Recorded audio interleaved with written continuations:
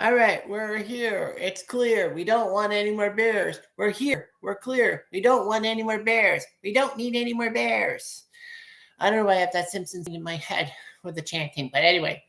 Hey there, Heather, ho there. It's Jeff Cutter Diamond welcoming you to another World Series video. It is Game 5. It is the big boys going into battle, and the Blue Jays and Dodgers 2-2 tie headed to Game 5. So this is key. This is the game that will decide who has the advantage headed back to lovely T Dot. We know that there is a Game 6 on Friday night in Toronto, no matter what happens tonight, but who will have that 3-2 lead? It will be on the line as the Toronto Blue Jays have got to win this game and take that 3-2 lead coming home. I'm coming home. I'm coming home. Tell the world I'm coming home. So Yi Savage is starting for Toronto. LA starts Blake Snell. Rufus Wainwright is going to sing our national anthem. Sophia Carson will sing the American national anthem. Magic Johnson will throw the first pitch. Game 6, it's pretty much, it could be Gossman. I'm guessing it'll be Gossman versus Yamamoto. I mean, especially, even if like the Blue Jays win, you're going to definitely put Yamamoto in to try to force a Game 7. And if the Toronto Blue Jays don't win, then you're going to have Yamamoto to finish it off. Not a whole lot of action from the whole thing to do with this and whatever. So anyway, yeah. So it is heartwarming to be fair. And, everyone's discussing shit. BSU is discussing a lot of other things too. And, that's what happens. So anyway, the Leafs are playing the Jackets right now as John Tavares is trying to get another chance to score his 500th career goal. If he fails this time, he'll have to wait till Saturday in Philadelphia. And I'm hoping that the series is over in 6. Hopefully the Blue Jays win in 6. Even the Dodgers win in 6, because then that means that Sportsnet will have full coverage of Tavares's chase for 500 and not the World Series. But anyway, Columbus leads 1-0 on the Leafs. So that's the only game in town in the NHL. NBA's got some teams. The Raptors are playing right now against Houston. And they shifted their game to 6:30 Eastern time. So it will finish by 9 o'clock and give fans time to watch the rest of the Blue Jays Dodgers Game 5. Blue Jays need this win a lot more than the Dodgers. Dodgers are defending champions. They've already won a title the past year. And the Leafs have not won in 32 years, excuse me. So, the Blue Jays, we need this a lot more than LA does. Lots of people had said LA was going to slaughter whoever came out of the AL after their sweep of Milwaukee, whether it be us or Seattle.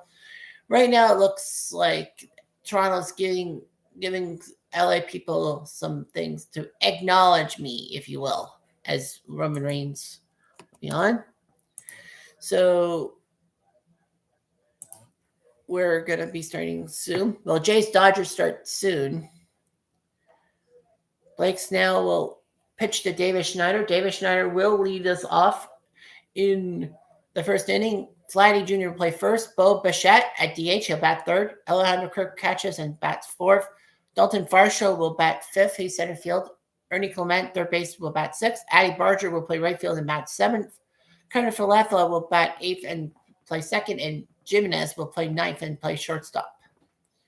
And all that. As for the LA Dodgers, Ohtani-san is DHing. No surprise there. Will Smith will catch. Mookie Betts will play short. Freddie Freeman playing first. Teoscar playing right field. Tommy Edman playing second, batting sixth. That's actually a high number. Max Muncy batting seventh, playing third. Kiki Hernandez playing center and playing eighth. And a massive change. I actually called this yesterday. I said Eddie Padges should not be playing any more games because of how crappy his batting average is. Well, somehow the Dodgers brass heard me, and Mr. Call, Alex Call, that is going to play left field. So, fair enough.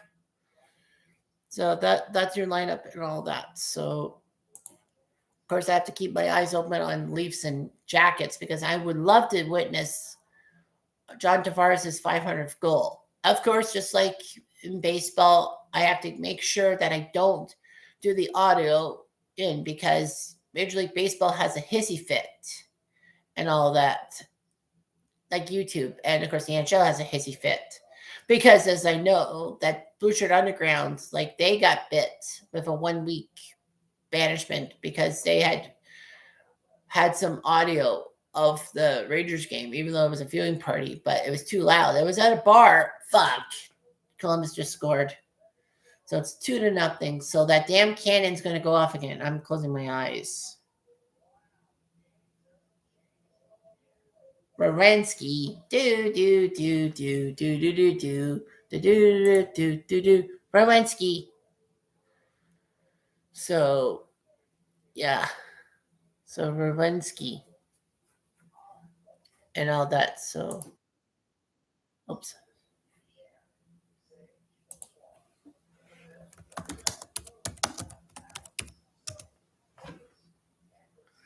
So anyway, I'm just look at a few things here.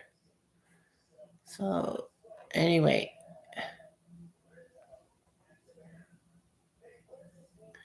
yep. So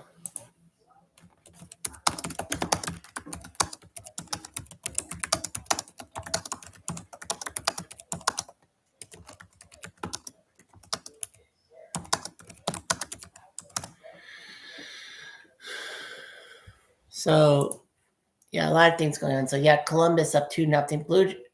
The Leafs need something. Where's 91? Is he playing on the Matthews line? Oh, there's Robertson. Nope, that's Robertson, McMahon, and Matthews. I would love to see John Tavares.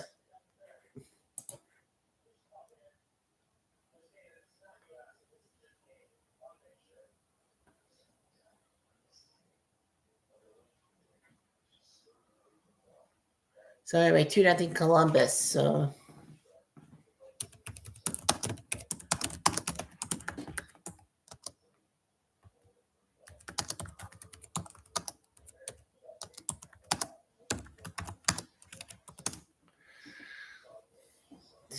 anyway, you know how things go. So the Leafs have got to try to get. Well, once Tavares gets to number 500, that'd be big. I know it's a lot different than yesterday because Toronto finished the game. The Leafs game actually started at 6 and finished at 8:30. So yeah, and then I went back to the Blue Jays. But yeah, Blue Jays and Dodgers are playing right now. So we'll switch to the Blue Jays game right now. Oh, well, after the first period's over of Toronto Columbus because, just want to see what happens. Anthony Stolarz is on the bench. Caden Primo, the main guy. Joseph Wall actually had to miss some time doing a family thing. So that's why we signed Caden Primo from the Habs organization on waivers. And he has been doing quite well for us, 2-0. Well, he's an ex-Hab, so he should be sucking. He should be like wasted and all that. I don't know. Yeah, Columbus. Charles won 5 of the last 8 road games in Columbus. But of course, it's still early. I mean, the Blue Jays were down 2-0 to the Dodgers a couple times in the series and came back. So anyway.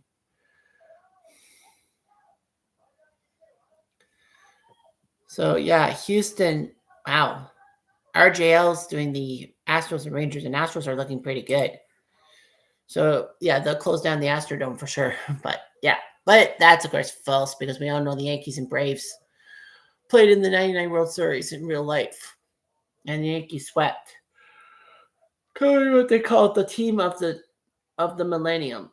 Not the team of the century, beating up those Montreal Canadiens because the Yankees won their 24th World Series title with 25th, sorry, and 24 titles for the Habitants. So, yeah, a lot of things are happening here for the Leafs and Jackets. Columbus, more of a college football town. That's where OSU is playing. And hopefully Tim we'll talk about this with 2002. Ohio State and Mr. Tim Gillies, aka Cleve Baseball Fan, his lovely team winning tonight. I mean, Columbus Blue Jackets are playing the Leafs, so that's big. But he's been a supporter of my streams. Silch has been too, but he's streaming himself, so you can't really stream and then watch my shit. So anyway, yeah, I do have a special guest coming, hopefully sometime during this telecast. Leafs playing the Jackets. I do have kind of a medium-sized truck to worry about tomorrow. Dude, why am I yawning? That's 8 at night. I know.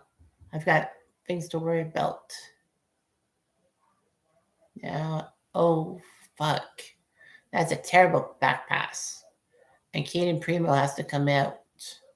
All that. I just can't stand it. Former Montreal Canadian. Anything.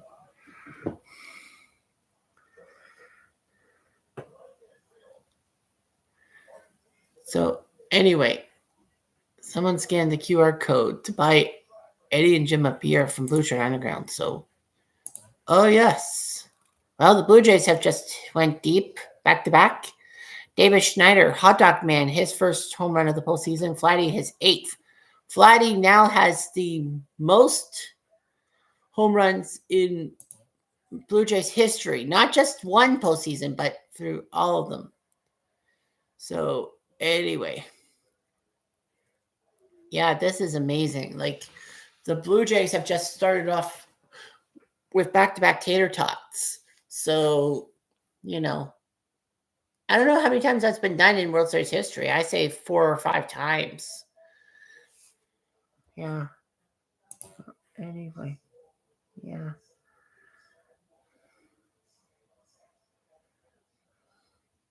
So, passive. Oh, nope. He missed. He missed it big. He missed it big, baby. And nice missed it. So, anyway.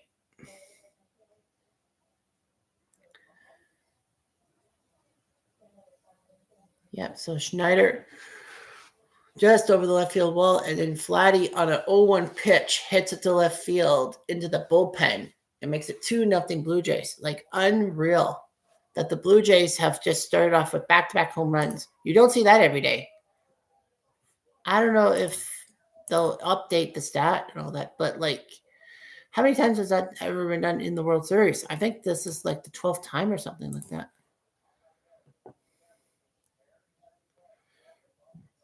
I mean, to hit back-to-back back-to-back home runs to start a World Series game.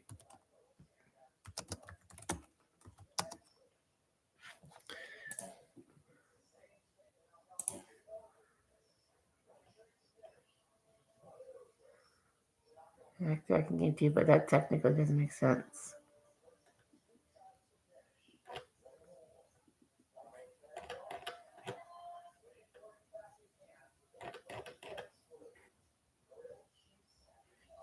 I don't know why they don't show me the stats. Oh, okay. Okay, so this is they started off back-to-back home runs. But they will not allow me because it's often a paywall. Of course it would be. Well, whatever. So anyway, Bichette struck out. Alejandro singles. Blake has been throwing terribly and all that. And Farshall grounds into a double play. Damn it. But the Jays do put 2 on the board. Hopefully, just like almost every other time, though, that will do it. All that.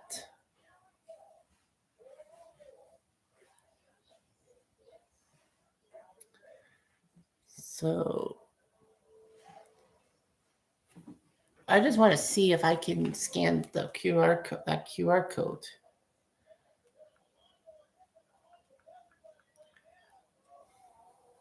Just want to see if I can scan a QR code.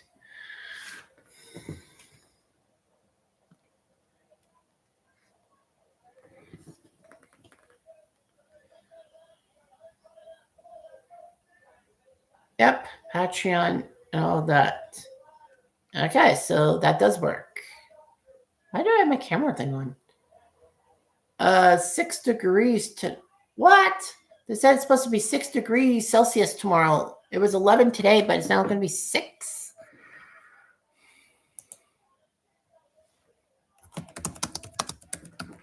So, yeah, someone scanned the QR code.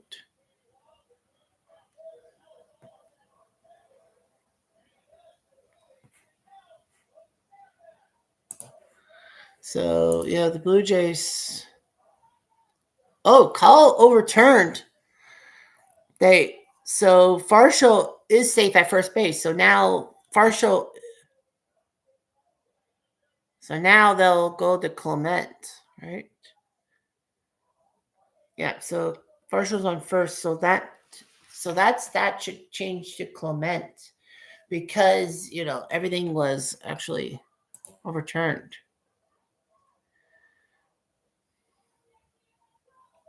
Yeah, Farshall on first. Ernie Clement, the 6-hole hitter, coming to the plate for the Blue Jays, trying to get something going here. I have double screens, so yeah, that's amazing. The Blue Jays came off the bench like that. But again, the Yankees started back to back in game 5 and lost. So that might not be the perfect sign for the Blue Jays, but we'll see what happens here. Savage has to play it smart. I mean, after all, this is his first postseason start away from the Dome. So yeah, it's 2 balls, no strikes on that one. Leafs are badly out shooting Columbus 9-5, and Columbus has 2 goals on its plate. Oops, and Farshall went for second base. Sometimes that's not the best thing to do.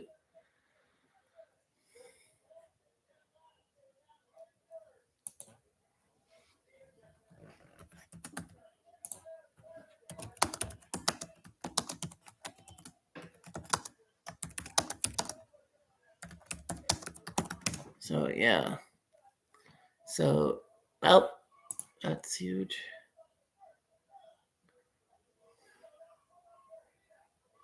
So yeah, we are headed to the bottom of the first and all of that.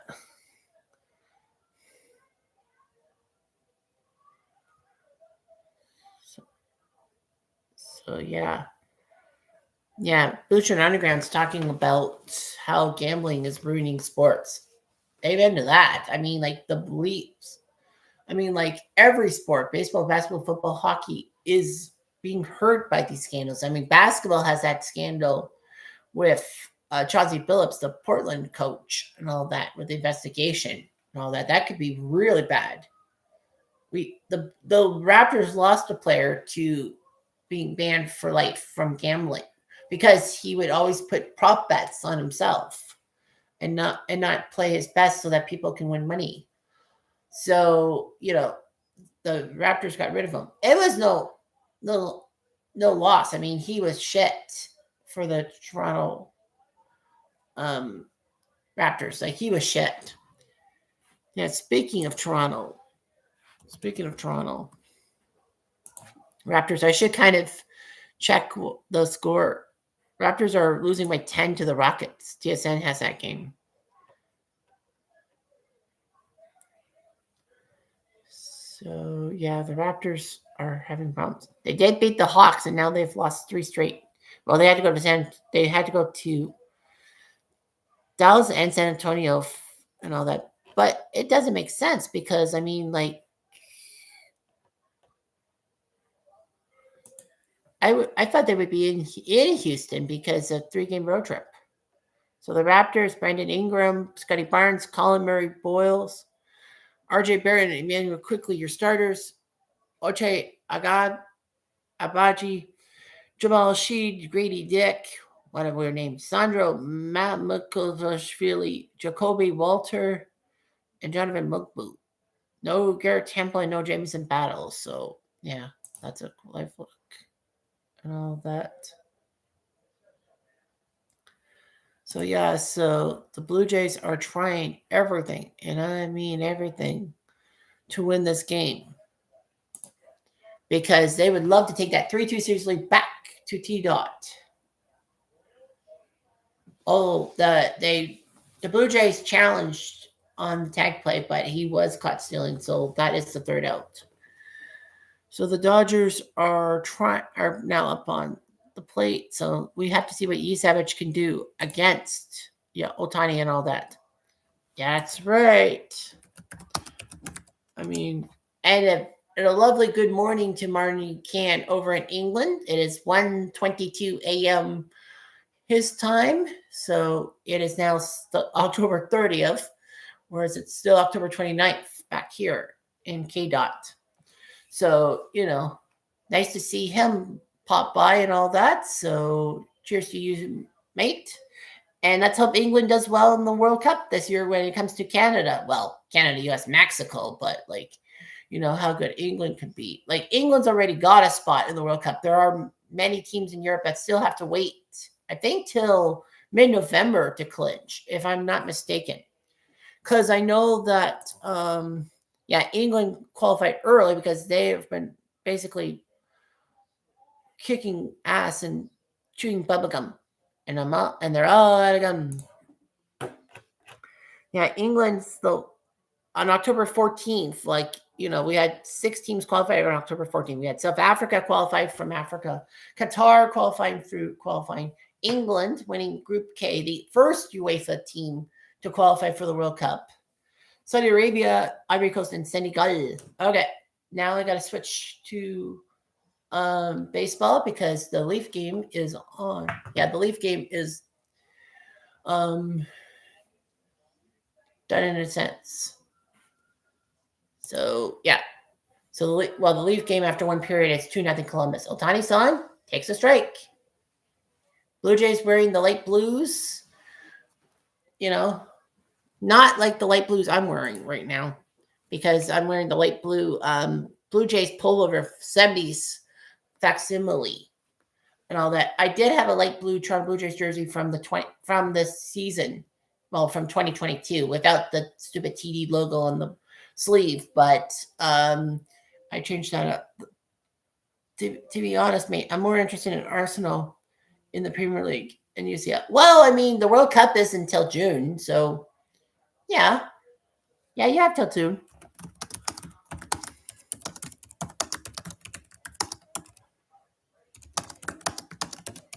And England won, so England's already in the World Cup, no matter what. They're the first UEFA team in the World Cup. Yeah, I think they have to play again. Well, yeah, I think every group. Yeah, the 14th and the 17th, right? Well, let's see here. Group 14. Well, 14, 15, 16, 17, 18, 19, 14, 15. 14, that's 18, 15, 18. Oops, wrong thing. Chopper by Ohtani. Savage. Nice. Flip. Oh, beautiful side flip. Woo. So it's 13, 14, 15. Okay, so 13, 14, 15. Still won't win it, though. Nah. Well, we'll see. Anything can happen. I mean, let's see here. Yeah. Oh, man. Savage, it just popped out of his glove, but he saved it. So it will be 13, 14, 15, 16, 17, 18 for Europe in qualification and all that. So, yeah. So Group A right now sees Germany and Slovakia with 9 points each. Slovakia's tied with Germany. Wow. That's amazing and all that.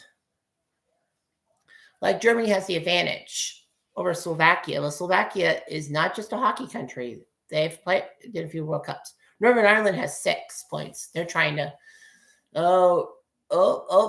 Schneider? Yes, sir. 2 down. Poof. When you look at the TV and the ball goes flying off the bat, you're thinking, oh, it's going to be gone. But it's not.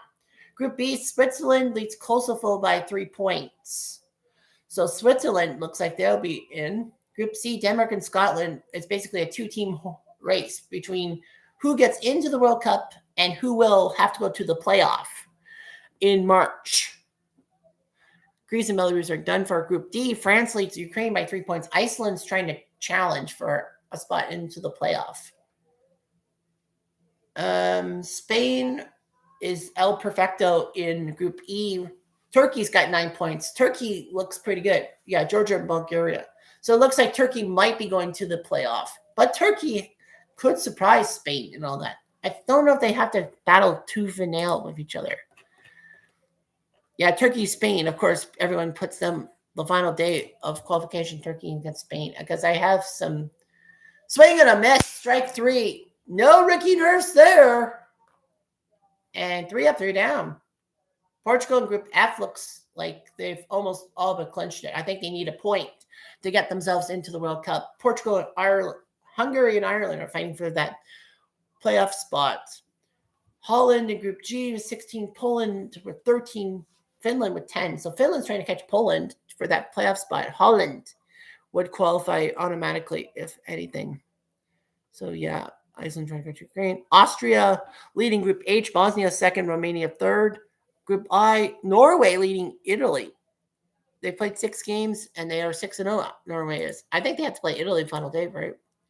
Let's see here. Yeah, of course, they put Norway, Italy on the final day. Norway beating Italy. That would be amazing. Norway could just beat their opponents. Yeah, they beat their opponents tomorrow. And then, everything. We had a window in the last World Cup in Euros. I agree. I really. So, yep, I guess Blue Shirt Underground didn't bother to try to hack my show. The show's how crappy it is. Yeah, Norway. It'd be amazing if they got over Italy to win a World Cup bid. Belgium, North Macedonia, and Wales are fighting tooth and nail. They still have a chance. Well, North Macedonia has played 7 out of 8 games, so they have to have a bye, I think. But yeah, Belgium and Wales are fighting it out. In Group J, Group K, England's qualified. Albania and Serbia are fighting for that playoff spot. Only one can go into the playoffs. Group L, Croatia leads by 3 points over Czechs and the Faroe Islands, who had Montenegro and Gibraltar. Yeah, the whole thing is that, the playoff, there'll be 16 teams, 12 group winners up and 4 best Nation Leagues group winners based on the overall ranking. We'll be drawn into 4 playoff paths, playing 2 rounds of single match playoffs. And all that. And the 4 path winners will qualify for the World Cup. Yeah, obviously, it's just what it is. So, yeah. So those guys, March, you'll see 4 European teams make it. In December, they have to draw. They're drawing in December, but then, of course, they have to add the 4 playoff path teams and all that. It is going to be 12 groups of 4, which is the smart thing to do in the World Cup because, after all, they wanted 3-team groups, 16 3-team groups, and the top 2 move on, but there would be a lot of collusion and all that. So they decided to do 12 times 4. The top 2 teams in each pool will qualify, and then you have 8 third-place teams. There's nothing wrong with having, maybe what I think. Let's see. You have 12 group winners. You have the top 4 based off world rank points, and then FIFA world ranking to qualify, and then you have top 12 times 2 is 24. So what you do is you put, how do I do it? Clement, but close though. Clement made it close, but that's an out. Oshimai. Barger coming to the plate. Blue Jays up 2-0 with back-to-back home runs from Dave Schneider and Flighty Jr. So it was unreal and all that the Blue Jays just started off quickly like that. But hopefully the Blue Jays can just hang on here. Hang on, Snoopy. Snoopy, hang on. I know the songs. Hang on, Snoopy. Barger, through the hole. They said it. And a nice looping single and stay there. Just stay there. Yeah, it's close to twilight in Los Angeles right now. And of course, it's dark outside now. Of course, Saturday night, everyone has to set their clocks back an hour because daylight savings time has ended. It does give us an extra hour of sleep and all that. And Saturday is Game 7 of the World Series if we need Game 7. So we'll see what IKF does. He has been kind of the weak link for the Blue Jays. But in saying that, maybe, just freaking maybe, he's going to pull one out of the hat. He takes a ball. I mean, we picked him up because of Bichette's injury. So we needed the help to get across the line and win the division, because not winning the division would have put us against the Red Sox. And then the Yankees would have had home field for that LDS. Maybe the Blue Jays pull one out of the hat, but then we would have to go. And then Seattle would have been the home team in the LCS. And who knows, maybe they would have been to the World Series. And, the Dodgers would be hosting the World Series, and I would care less about it. I would kind of watch it out of interest. Probably just watch like the last few innings and all that each night to see if the Mariners do pull the miracle off and beat the Dodgers. That's not kind of the biggest World Series upset around, but Seattle not being in the World Series. I mean, okay, yeah, they're the only Major League Baseball team to not make the postseason, make the championship, and make the World Series out of 30 teams. But I mean, dude, football's got 4 teams that have not made the Super Bowl. Basketball's got like 5 or 6 teams that have never been to the NBA Finals, and hockey's got 5 franchises that have never been to the big dance. So, okay, yeah, pop up. Oh shit, yeah, it ain't going anywhere, boss. Too down. It ain't going anywhere, boss. So yeah, so people are peering in and out of windows and all that. Yeah. Soldiers getting some big results. All that. Texas is crushing it right now.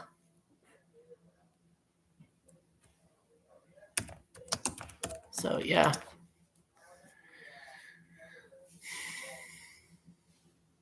So there's Jimenez, the number 9 hitter for the Indians. I am a little nervous to actually pop open my monster and to eat my my fish, my breaded fish, because I haven't touched it yet. I think I'll be a little more confident once Toronto scores a few more runs, and then maybe just pop open the monster. And stupidly, I only bought 1 Australian lemonade instead of 2. I bought 2 peaches and all that. But yeah. So if the Blue Jays do win, I'm going to have to grab myself an Australian lemonade monster sometime. Maybe head to Shoppers on my lunch break. Oh, 2. Swing and a miss. Goodbye. 3 up, 3 down for the Blue Jays. I think, well, I'll have NHL.com to basically tell me when the Leafs and Jackets. Okay, so there's about 5 minutes left in the intermission. Okay. Cole Sillinger, Mike Sillinger's son, and Sek Rowensky's going for the Jackets, 2-0. So, yeah, it's nerve-wracking for Blue Jay fans like yours truly, because if the Blue Jays win, that puts us up 3-2, and we need to win game 6 or 7. Although game 6, Yamamoto is going to probably be pitching for the Dodgers. There's no way they're not going to have Yamamoto sit out game 6, because Yamamoto did use his complete game prowess to win game 2 against Gausman. I mean, Gausman said he sucked, but the fans were like, he didn't suck. Yes, he gave up the back-to-back home runs, but it was a tight game. So yeah, those pesky Blue Jays. Yeah. It would be amazing if the Blue Jays win game 5. They're up 3-2. Worst case scenario, they lose game 7. But I mean, to take the Dodgers to a game 7 is like amazing. And no one would have expected that. I think if the Mariners played the Dodgers, no disrespect to the Mariners fans, but I think the Dodgers would probably have won the title. I think the Dodgers would have had the Mariners in 6.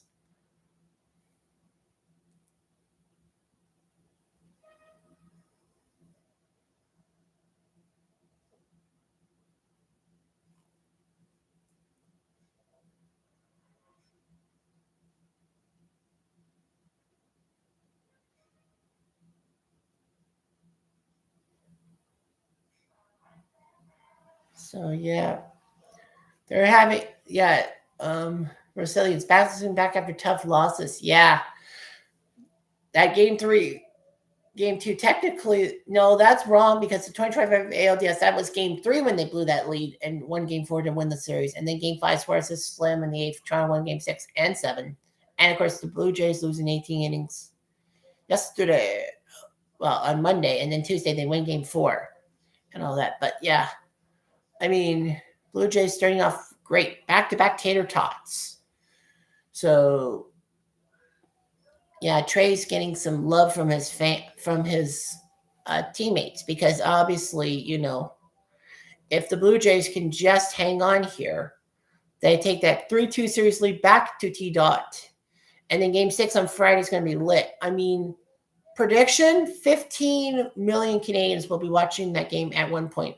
We know we have 40 million Canadians, but 15 million for sure.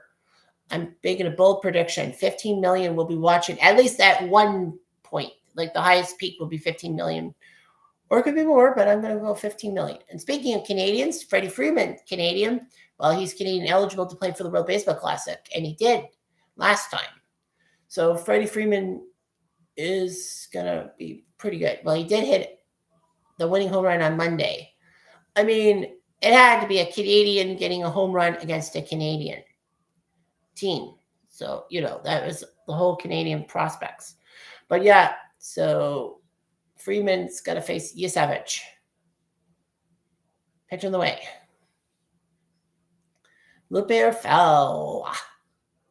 So yeah, Blue Jays starting off well. David Schneider coming in with a home run. That was shocking. But Vladdy was not. Vladdy's 8th postseason home run, which not only sets the Blue Jays record for most postseason home runs in one year. Well, he did that in the LCS with number 5, I believe. But the fact is that he now holds that record for career postseason home runs with 8. And that's his career.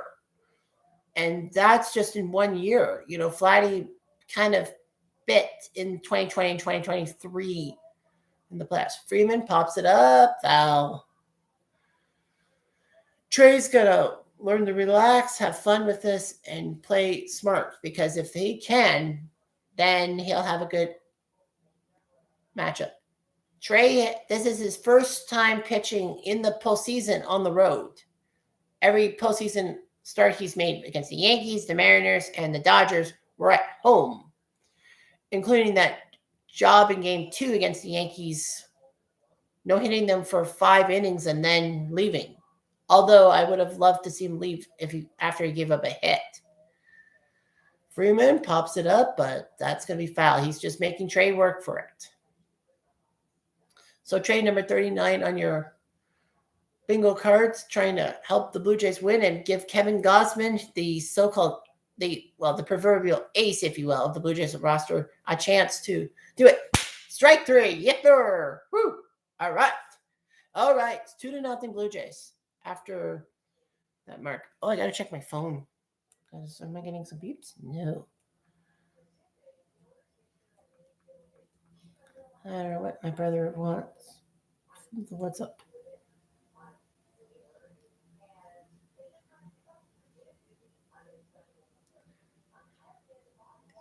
Fixes. How many people didn't play? Oh, there was one guy. So yeah, and we're playing a poker league and all of that. As of right now, I am in the final table, but that's only 1 week. So yeah, Teoscar is coming to the plate. Former Blue Jay. He was good with the Blue Jays and all that. He wasn't like crapola with the Blue Jays and then great with the Dodgers. He's great for both sides. I mean, that's like Sean Green. There's the legend Sandy Koufax, 89 years old, still being around. So yeah, the left arm of God, as they call them. 1 ball, 2 strikes. So yeah. OTP was kind of a Koufax like performance by Oakland and all that because not a lot of strikeouts by Rue Waddell, but he pitched a fantastic game. How fantastic? Well, I can't really tell you how fantastic it was because of the fact that I don't like to have spoilers. So yeah, it'll be on the network at 10:15. So Oakland Phillies led World Series. Swing and a miss, strike 3, and another whiff by Trey. Attaboy. Attaboy. There's Koufax. That can't be his wife. His wife looks so young. But anyway, yeah, Sandy Koufax. Great pitcher. I mean, everyone forgets that Koufax was not always the greatest pitcher in the freaking world. I mean, before 1961, I like to say, he was wild. He was inconsistent. He was a relief pitcher more like, and then Norm Sherry taught him how to throw better fastballs and better curves and all that. And it worked. Koufax stopped walking so many guys. He struck out a lot of people and had 4 straight years of no hitting a team. And in 65, he put a perfect game on the Cubbies. Edmund at the plate, number 6 hitter. Yeah, the Dodgers making a big change from last night, same as the Blue Jays. Swing and a foul. Because the Dodgers now have Pages. I know, well, his name is Andy Pages. I know it's spelled Pages. But Pages is not having the greatest postseason around. And, the Dodgers, they beat the Reds, they beat the Phillies, they beat the Brewers to get here, and he hasn't done much. So they've replaced him with this guy named Alex Call and all that. So Alex Call is in the starting lineup. When I learned he was an outfielder, I said they should be putting Alex Call in the starting lineup instead of Pages because Pages has been flailing away. Wow! I didn't expect that. Struck out the side.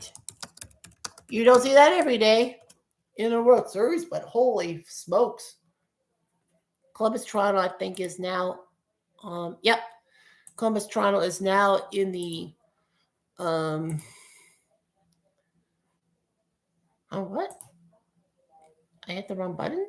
And I think I hit the wrong button.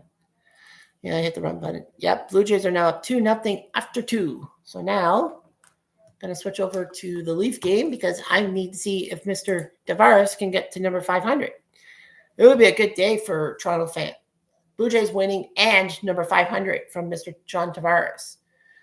Now, there's only been one Toronto Maple Leaf who has scored his 500 goal as a Leaf, and that's Matt Sundin, the inevitable legend.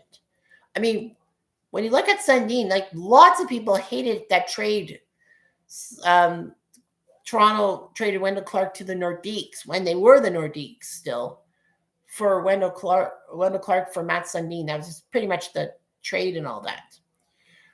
Like, everyone loved Wendell Clark in Toronto. I mean, I don't blame them for getting PO'd. Clark did okay for the Nordiques in the 94-95 season, but after their first round loss to the Rangers, they left for Colorado, but Wendell Clark never suited up as for the Colorado Avalanche. He was traded before the season to the New York Islanders. I would have said that was Claude Lemieux. No, that was the Yui Krupp trade, right?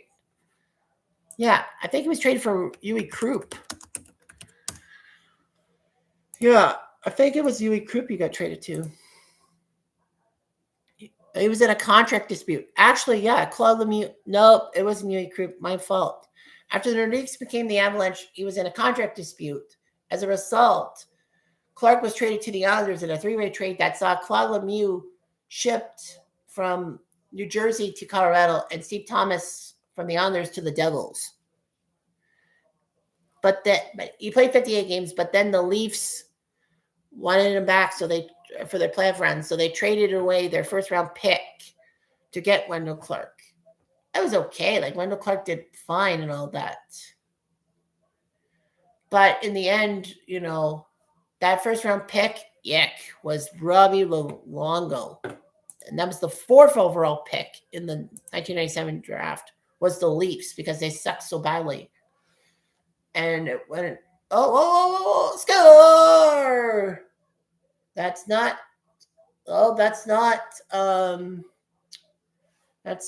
Johnny Tavares. I think that's his first, right? Is that Sammy Blais or something? Yeah, I think that's Sammy Blais' first goal as a Toronto Maple Leaf. Because I know he played for the Rangers and Blues. That shot popped up. Oh, is there a debate? There might be a debate on that one, to be honest with you. Watch the puck. Play went for it. Yeah, maybe his stick was above the crossbar. They'll probably review it. Columbus will. And it looks like. Are they challenging?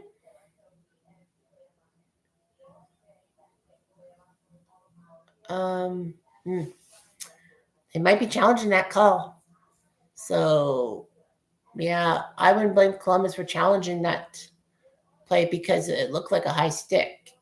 Walks like a duck, tucks like a duck, but it's actually a freaking moose. Yeah. What's going on now? Oh, NHL. Oh, it's an NHL review. It's not Columbus saying, "Hey, we need to review this." The NHL is going to review this. Kind of dumb, don't you think? Top of the third. Snyder swinging a miss, strike 3 on a payoff pitch. Well, that's all right. Flatty's coming up, so we'll see what happens. Yeah, they're debating to see if Sammy Blade did touch the puck with an illegal stick. Nope. They call it. Call stance. Or maybe they're just saying it deflected off something else afterwards. But yeah, Blaze got the goal. 2-1 Columbus. I wish it was John Tavares. That would have been a weird play that you see. I think that would have been the first time a 500th goal would have been scored by somebody on a review in NHL history. I know that they had a review when Doug Gilmour scored his 1,000th point with the Leafs against the Oilers. Well, not as a Leaf, but with the Leafs. They actually, the first time, they actually took the goal away because it was offside or something like that. They reviewed the goal and it was no good. But then Gilmour got an assist on another goal and got his 1,000th point. But yeah, the 500 goal, Sundin got his 500 goal. That was a key goal because it was a hat trick goal in overtime, shorthanded on a 2-on-1, and he scored the winning goal in overtime and all that. That was kind of amazing and all that. Yep, Sammy Blais, his first goal as a Toronto Maple Leaf from McCabe and Lawrence. Makes it 2-1 now. Columbus back in front, trying to spin Caden Primo around, but the Leafs were watching that. So yeah, the Leafs have got to play tough and smart. You can't lose to Columbus. You just can't lose to Columbus. And right now, ooh.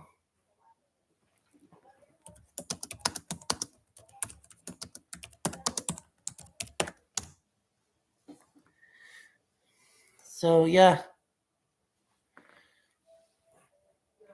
So someone might be coming by one of these days. So yeah, I'm just doing in between and all that. Sammy Blais did not play last year. What the heck? Oh, I think it was, what was it, an ACL injury or something? Because I know that he suffered some kind of injury and all that. Oh wow. Yeah, Sammy Blais was claimed off waiver. Well, he signed. So Blais entered his tenure with the Blues, and he actually was unsigned. Then he went to the AHL with Abbotsford and was invited to the Vancouver Canucks on a PTO, presidential trial, failed. But Sammy Blais helped Abbotsford win the AHL title. That's a minor league NHL title. And then entering the offseason as an unrestricted free agent. He signed a one-year deal with Montreal on Canada Day, but he was put on waivers and the Leafs picked him up. And now he did get the. So yeah, that forced. So now he scored a goal and all that. That's pretty cool that Sammy Blais finally gets a goal after a while. I got to look for 91 and John Tavares. I think he's playing, right? Tavares has to be playing today. Yeah, Tavares is playing. Isn't he not? Is he not playing today?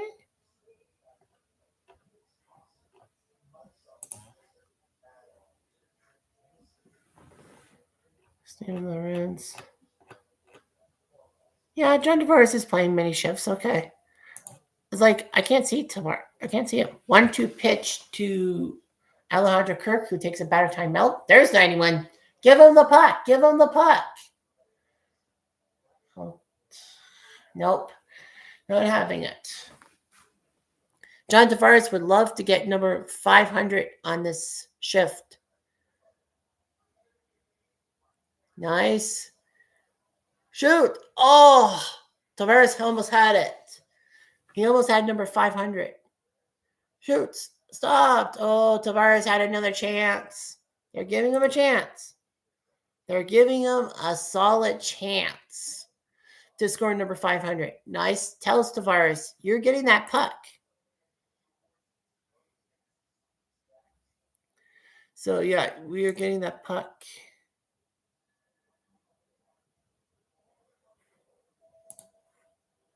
So, yeah, John Tavares having 2 chances to score number 500, and he just can't.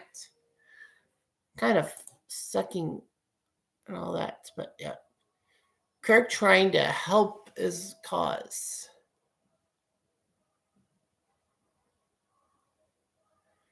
He needs something here to try to get Toronto a few more runs so that they can be a little more comfortable.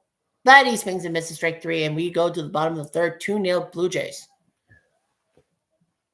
Leaves are down 2-1, trying to get John Tavares' 500th goal. And then, Saturday we won't be panicking so much. Yeah, I mean, as a Blue Jay fan, it's got to be the biggest thing. It's the biggest game in Blue Jays history that I have witnessed in a sense. I mean, yeah, the Jose Bautista game was nerve-wracking, all that, because the Blue Jays 10 years ago almost blew.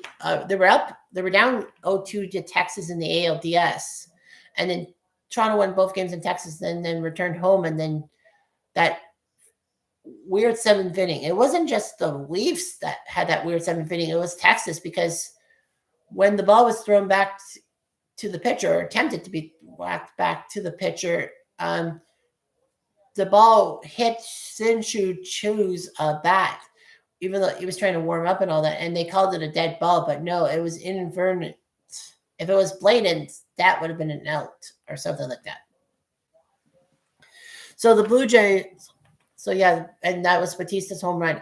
That was what, yeah, I got to watch that with my good buddy Bill Lang, who said he was coming by for a few innings. Maybe he'll get into the stream and all that. I did ask Bill's permission.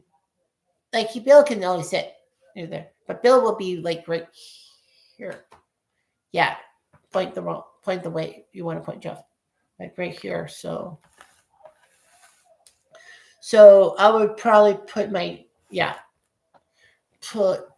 if he wants to be there, then I'll shift the laptop to the right so that I can get him in the frame. But yeah, I'm hoping the Jays can get it done today, because then you'll get knowing that the knowledge for the Blue Jays that they're up 3-2, and worst that would happen on Fridays, they lose, force Game 7 on Saturday night.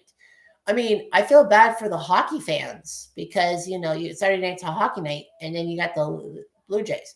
Although you must be said that when the Jays won those World Series in 93 and 92, they both were on a Saturday night. I mean, that's kind of freaky. The Blue Jays won both their World Series on a Saturday night, and almost 1 year towards each other. Actually, technically, they did a year. No. Sorry. No, they didn't. It wasn't a year. But, it was close. It was the last Saturday in October, both years, 92 and 93. And you'd be thinking, well, then the Blue Jays will win it on Saturday. Honestly, I don't. If the Jays win tonight, I want them to finish it off in 6. I want them to finish the story. Because then, the hockey fans, frick! Jackets just scored, and that damn cannon's going to go off. Look out.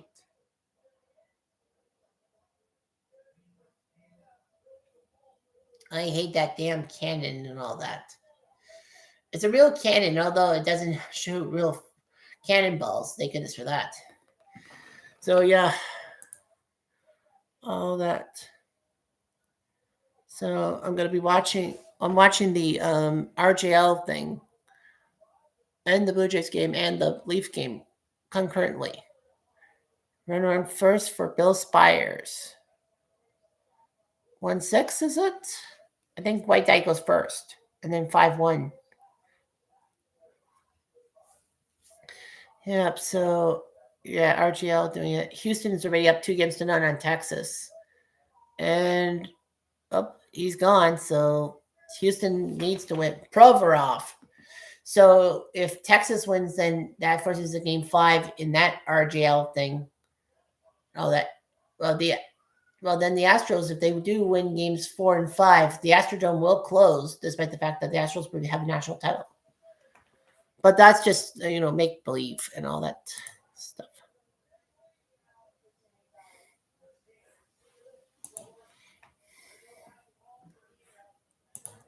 So yeah, bottom of the third. And strike 3 on the slide piece. Muncy whiffs. 1 out. So that's another strikeout for Trey. Muncy got called out. It just snuck in the zone. Wow. Here comes Kiki Hernandez, the number 8 hitter. One of the longest tenured Dodgers around. He was around in 2016 when they were bit by the Cubs in the LCS. I know his name's Enrique, but people call him Kiki. And he swings and misses on a slider, strike 1. So the Blue Jays are trying their best to shut down the Dodgers and to make sure that game 6 is really big. I mean, I can't imagine how big the hoopla was in Toronto in 1993 when the Blue Jays went home up 3-2 on the Phillies and went home in game 6 ball. But it was different in 93 because the Blue Jays actually were up 3-1 and had a chance to win game 5, but missed because of a wonderful 5-hit shutout by Curt Schilling, and nobody in the Phillies bullpen was ready. Although he did have a bases loaded situation in the 8th, but Schilling got out of it. And then the bullpen just didn't touch anything. Don't touch. And a deep drive to left field, back and gone. The first hit of the day in Kiki Hernandez, who now has the most home runs by a Dodgers postseason player, has just made it 2-1.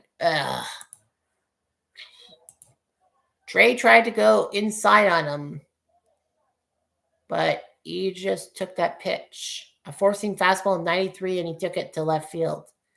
That's gone. It's now 2-1.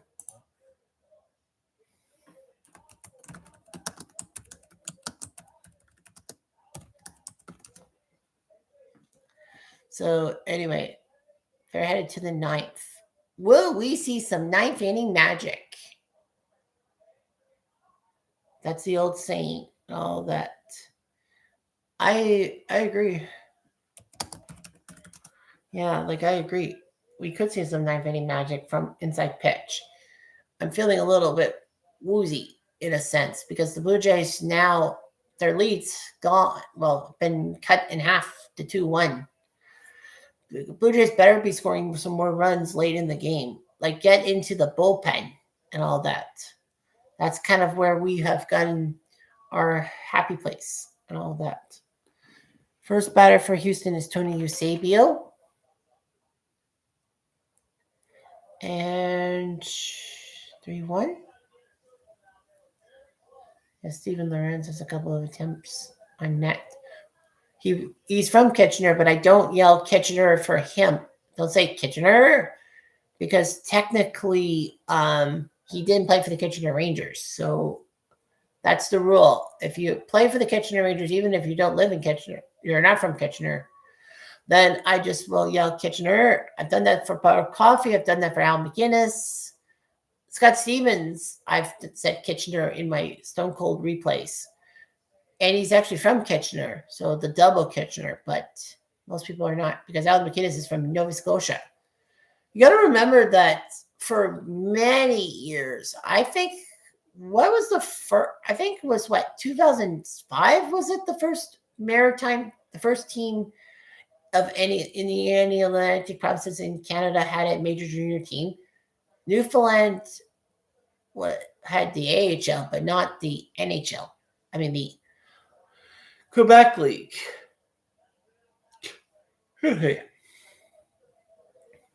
So yeah, Nova Scotia I think it was 95, at least 95, because Halifax has been around since 1995. I think they were the first team from the Atlantic provinces to play major junior hockey.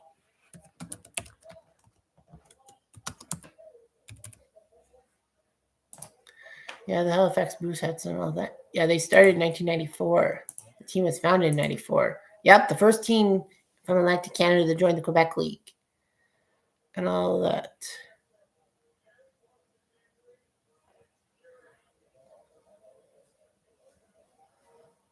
Yep, so Halifax did their job and all that.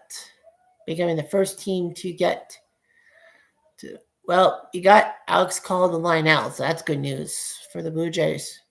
Is you got to get them out. Just get the outs when you can.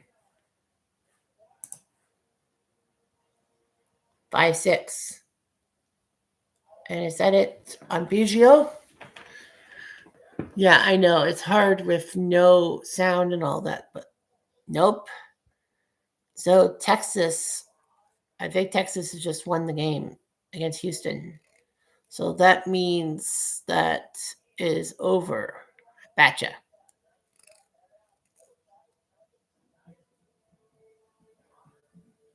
Oh. It's a home run by Biggio. Is it a Biggio home run? I guess it is. Kaboom! He has tied the game at 6. This is like tabletop baseball, having the thing at the same time. It's not Blue Jays, Dodgers. Well, Ohtani swing and a miss. Well, we got Ohtani out, but unfortunately, Kiki Hernandez has scored to make it 2-1. So now the Blue Jays really need runs. They got to score 1 or 2 more runs. So we are tied in that playoff. John Wetland, the former Expo closer. So yeah, I think I'm gonna just grab myself a fish thingy, a fish fillet, and open up my monster because it's 2-1. It's getting too close to call. Okay, too close to my liking. Oh, Frankenstein. So Netflix is having Frankenstein. Sammy Blais.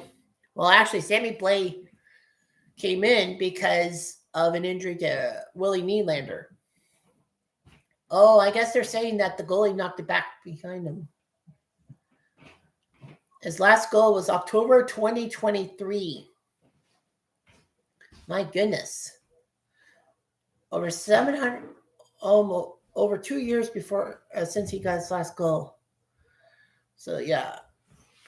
All the good relievers are gone. So, Doug Henry has to come in for Houston. Well, yeah. Wetland got that third out, I guess. Aw, shit balls. Columbus just scored again.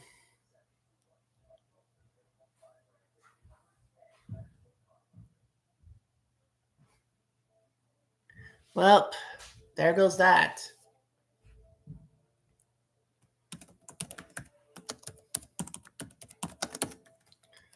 So, yeah.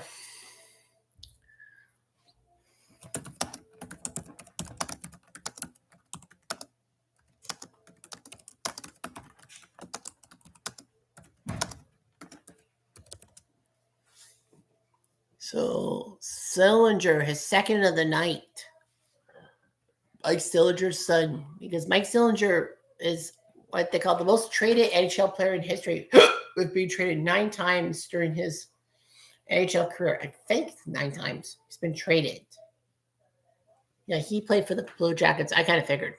Yeah, he played for what, 12 teams? He almost played half the teams. So you're like, oh, he played for that team. Oh, did he? Yes, he did. I had Mike Sillinger's rookie card as a Detroit Red Wing from 1991. That's how long ago that was. There's Domi trying to get it across, but no. So, yeah. I know a lot of people probably will say, well, you should be watching the Blue Jays. I am too. Like, I'm also watching the Blue Jays. I have multiple screens, so yeah. I just have the Jays on the Leafs on the main screen because I want to see Tavares get number 500, and then I can stop watching the Leafs game primarily, and then just go back to the Blue Jays.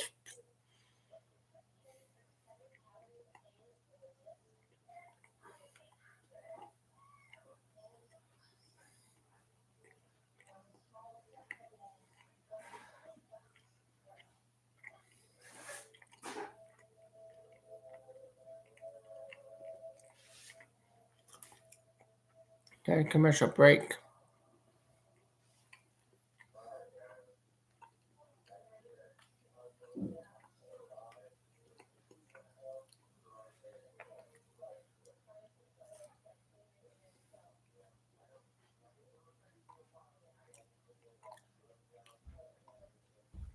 So it's free baseball here. Free baseball. Free baseball. To the 10th. 2-1. The first show. Varsho triples to right field. And now, this is an RBI opportunity. If they can just get him, all I care about is if Ernie Clement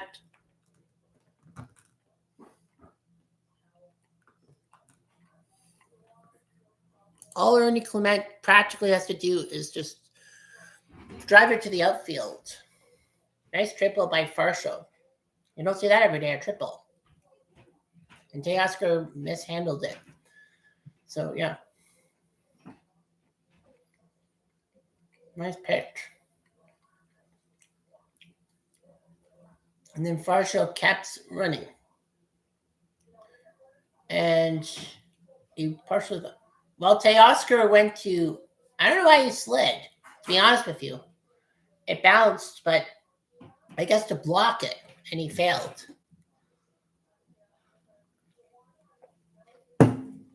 Because in essence, he could have just kept it in front of his body and it would have been just a plain Jane single. But he overshot it. Thankfully, it was not inside the Parker. Clement fell. I know exactly what he wants. He wants to hit it to the outfield so that we can get an RBI, so he can get a second RBI of the World Series and to get the Blue Jays that 2-run lead back.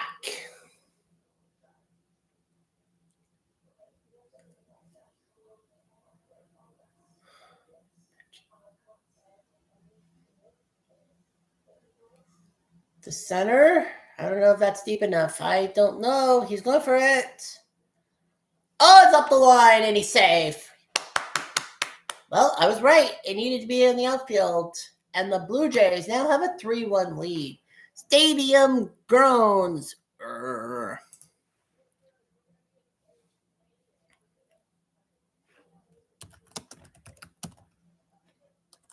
So I don't blame Teoscar. That was a pretty tough play to make.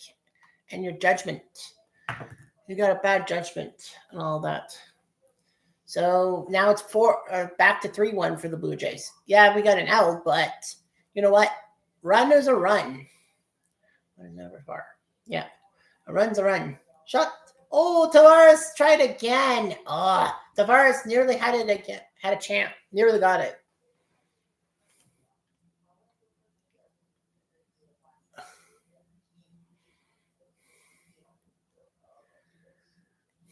What a job by Johnny Tavares. He had a chance. That's his third good chance of the period to get number 500, but he missed.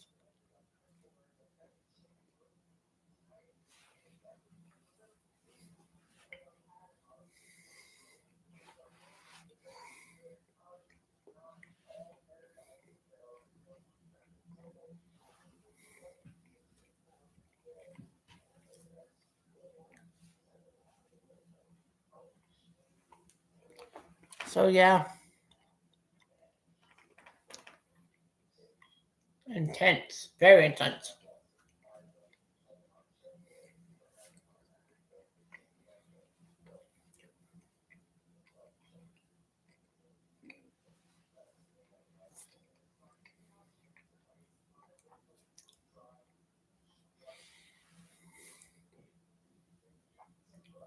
Yeah.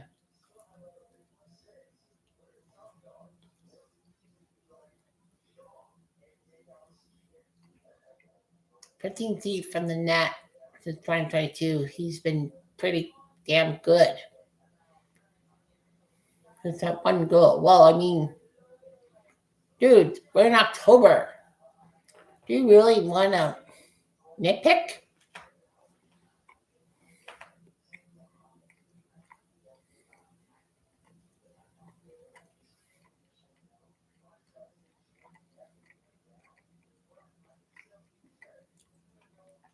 So, anyway, yeah.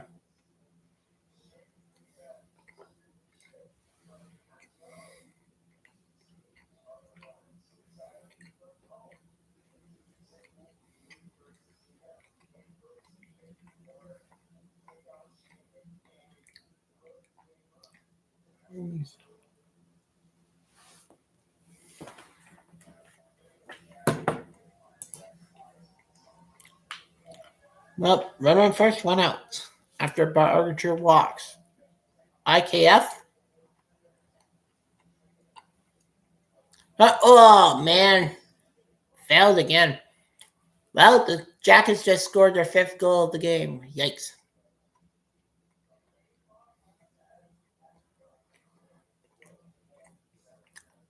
Oh, no. Is Lorenz hurt?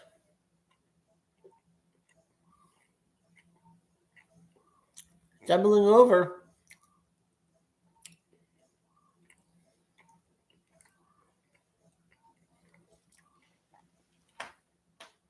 Ow.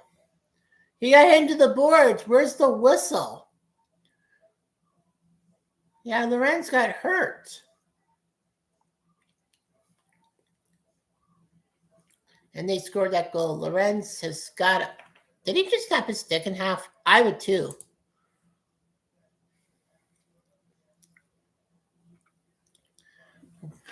Yep, up top, Fenifro.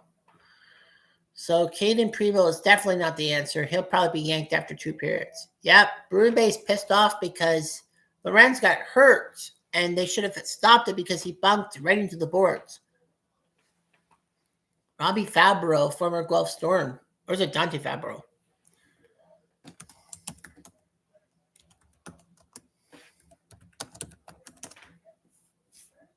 So, yeah. Batter timeout at 1 ball, 2 strikes, and 2 outs. The Gem trying to rattle Blake Snell, who's thrown 65 pitches through 4 innings. Well, almost 4 innings. Play Blue Jays up 3-1, trying to end this thing. And the swing strike, and he's out. Well, that's not bad. But the Jays do put a run on the board. 1's better than 0. And the Blue Jays 2-run lead is restored. It's 3-1 Blue Jays after 3.5. Well, in front. Oh.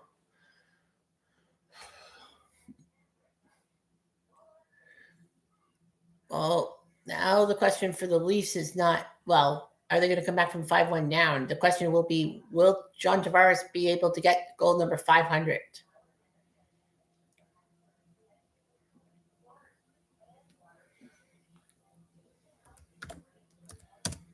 So, yeah. Shoot. Oh, fuck. Oh, I was going to say that's Tavares. No, that's not Tavares. So, yeah, the Leafs are getting their butts handed to them 5-1. The next Leafs game is in Philly on Saturday. Hopefully, in a sense that there's not a game 7 to compete against. I mean, they're on the road, yeah, but they definitely won't pull the Leafs Flyers game earlier than 7 o'clock. The Flyers fans will be pissed off.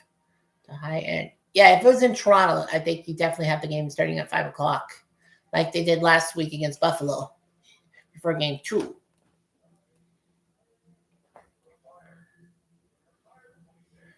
Tavares. Well, they're trying to set him up, I think.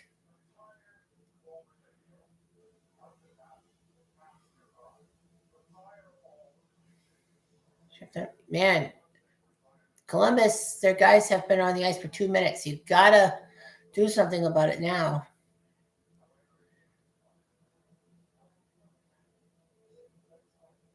Do something in front of the net. Columbus wants to dump that out because then they can get it. Yeah, everyone's like 2.5 minutes. Why are the Leafs not doing anything? Fuck. Tavares. Extra shot. Ooh. Robertson tried. 30 seconds. Shot. Stop. Tavares loses his footing in front. Columbus trying to dump it down, and they will get it out, and they can finally make a change. Remember, they're the home team, so they can make that change. Matthews in. Chance up front. McMahon. Stop. And they'll stop it there, and there's no way. Yep, and there's no freaking way that you're going to set that up. So MLB lineup now comes to the NHL because I need to take a good look at things. We're almost done the second period. Blue Jays up 3-1, so they need to do something here. And the Astros just made it 8-6. Bang the garbage can. Who went deep? Bogart? No, that can't be right. Tim freaking Bogart with a home run? Oh, no, sorry, that's a double. I thought it was a home run. So it looks like the killer bees for the Astros are helping in Bogart. Strike one to Will Smith. So the Blue Jays now 3-1. So that's my massive attention now is on the Blue Jays getting back on the main screen because the Leafs game is in intermission. Whoops. Trey, what are you doing, man? You don't need to do that. Shohei shakes his head. Well, if Trey can just get some good 5 or 6 good innings, leave it up to the bullpen who have done well, especially Bassett. Bassett's usually a starter. It hit the glove before it hit him. Thank goodness for that. Biggio, Bacco, and Bogart. 1-1. Swing and a miss, strike 2. So this would be amazing. Sorry, I'm anxious here. I'm very fucking anxious because of everything that's going on right now.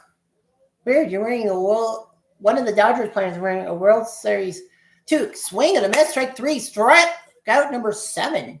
So of the 10 outs that Trey's gotten, 7 have been strikeouts. That's pretty impressive. That's a 70% K rate. Nice swing and a miss there. Yeah. So, yeah, you can't measure the magnitude of how big this could be if Toronto can just stay calm. Mookie swings and that's a foul.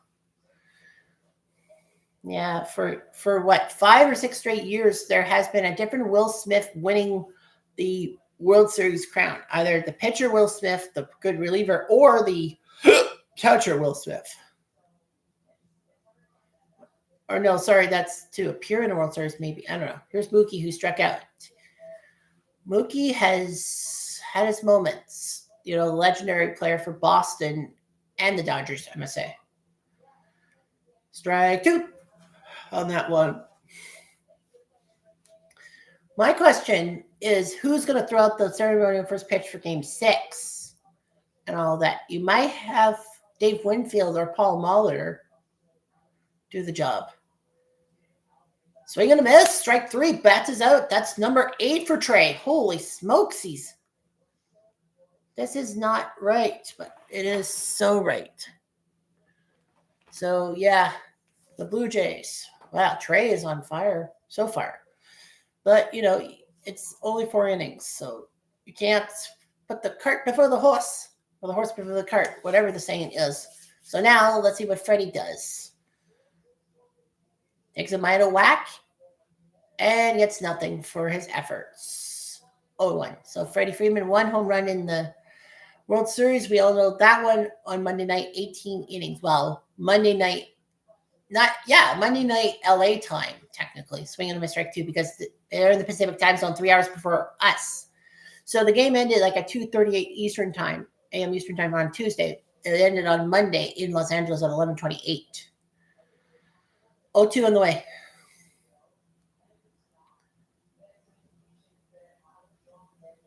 That's a hit by pitch? What? Didn't it bounce? Didn't it bounce first and then hit him? I thought it bounced first. Oh my gosh, that's a mistake by Trey. Didn't it bounce? Or did it hit him before the bounce? Oh, man, oh man.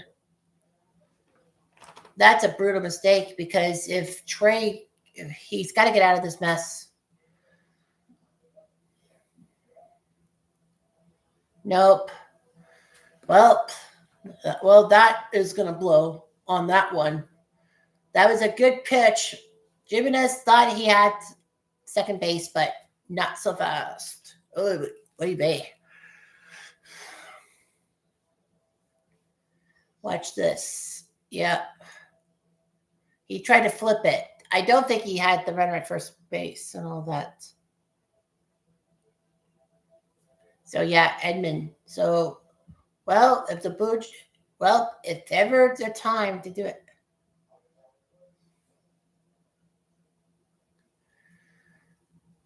Ooh, no one moves. No one's moving. Boy, Trey must be really nervous. Can't Kirk go to the mound to talk to him?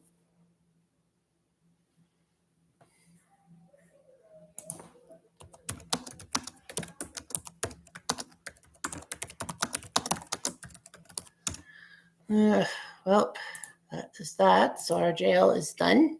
And that is the job for the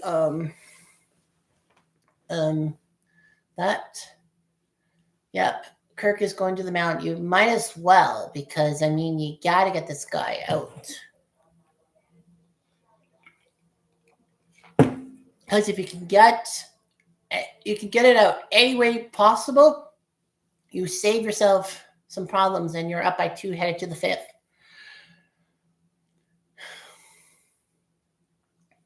We'll see what he does here. Swing and a miss. Man, Dre's got to calm down and show the poise of a veteran and all that. Popped up. Stay calm, stay calm, stay calm. Yes, attaboy. Okay, so that, you can say, whew. Okay, what is that, Bill? Bitches. Now what is he saying?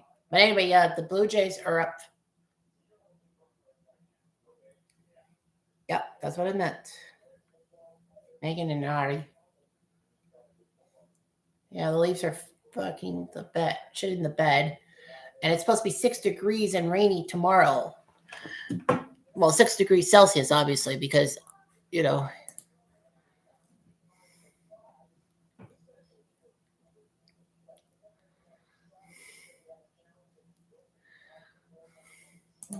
So, yeah. So I wonder if the Raptors won. I think they've got their butts handed to them. I wonder if they got their butts handed to them. Apparently they did. Celtics look good. Pistons look good in their game. Hawks look good in their game. Yeah. 139, 121, the Rockets beat the Raptors. So the Raptors lose again. They are now 1-4 now, I guess. Kevin Durant points. Well, Kevin Durant put up 31 points for the Rockets, 25 from Jabari Smith, 18 from Al Sengun and Amen Thompson. Amen. 14 off the bench from Tari Eason. Steven Adams, the Kiwi, 12 points off the bench from Oklahoma City icon. No Jeff Green. For the Raptors, 31 from Scotty Barnes, you know, our good old number 4, who was drafted before Jalen Suggs. No, he was drafted after Jalen Suggs. No, sorry, he was drafted before Jalen Suggs. Brandon Ingram, 29 points, not bad. 15 from Emmanuel Quickly, 13 from Colin Murray-Boyles from South Carolina. RJ Barrett, only 10 points, and Sandro with 10 points. Mamuka Zerfili, I think he's from Georgia. The country. Yep, he's from Georgia because the Shrilly suffix is Georgian. So yeah, David Schneider. I can't believe he went deep. It's a wonderful time for people wearing sport goggles and a mustache. Well, I wear glasses. I don't wear sport goggles, and I do sport a mustache, kind of. So we'll see what Hot Dog Man does. Well, I know Hot Dog Man also is the name for John Schneider, our manager. 7 minutes left in intermission for the Leafs and the Dodgers. So the Jays and the Dodgers. Did I say Leafs? So the sun is setting in Los Angeles. Yep. You know, you'll be happy seeing 6:30 sunsets in Kitchener. Schneider to right field. This could be trouble. Foul. Tasker went for the ball, but it was foul. Get it? Solution. Yeah, so like everyone's complaining about 6:30 sunsets. Well, with daylight savings time out, you're going to be taking an extra hour behind that. So the sun will be setting at 5:30 Eastern time, and then it gets worse and worse and worse each day till December 21st, and then once we have the shortest day of the year, then we get 2 extra minutes per sunlight per day. Yeah, David Schneider 2 for 8 this series. He has not really played much in the World Series. I think he did not. No. How many at-bats did he give before? I got to rewind on him. Because, yeah, he's 2 for 8. 222, 1 home run. So I guess 2 for 9. Yeah. 222 is 2 for 9. So, yeah, he barely played. And he takes a bad swing and a miss. That's strike 2, thankfully. I thought it was strike 3. Yeah, so, yeah. I guess Schneider only had one postseason at bat before the World Series. Yeah, because I'm like, I never really seen him. Of course, I think he's pretty much playing a lot because Santander was injured in the LCS, and they had to go with Loberfido, whatever the pronunciation is. And then now he's off the roster. So I think he's kind of the Loberfido, I think, was the guy that was basically booted for Bo Bichette, and it's actually worked out for the Blue Jays. Ooh, crapola to Eastwang. No, he didn't. I thought he crossed home plate with that swing. And, I'm a Blue Jay fan. Yeah, there's only like one video today to do for like Wondershare. I know I could do go. Maybe he did cross the plate. That's what I was thinking. I was thinking, oh, they're probably going to make him say he crossed the plate. Well, he didn't need to swing at that one. Ball 4. So now here comes Vladdy. Now, of course, the question on everyone's lips is how good Vladdy is. Do you intentionally walk the guy to get to the next guy? Yep. 8 postseason home runs in Blue Jays history. He beats Jose Bautista and Joe Carter for that mark, who both have 6. Joe Carter is an icon, and don't you forget it.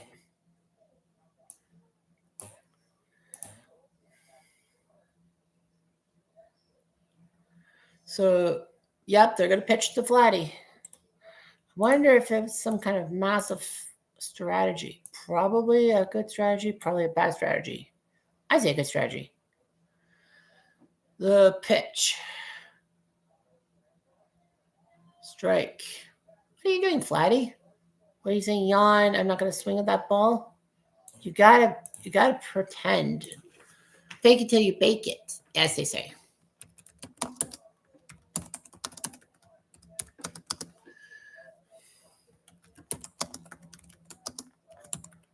Pitch on the way. Vladdy swings it to right, and that will be a foul. Yeah, my OTP Legends League. That's going to be one heck of a thing. With me is that, Oakland versus Philly. Like, it didn't get off to a good start for one team. Let me just say that. But no home runs were hit. Like, it was basically No home runs. I don't think there was a triple hit. Yeah, there were only 2 extra base hits, and then were both doubles. Vladdy, shitballs. Snell snagged it. If Snell had not snagged it, that probably would have been maybe at least the force out at second. But damn, it's a double play. 1-6-3 money in the bank chain. Darn it.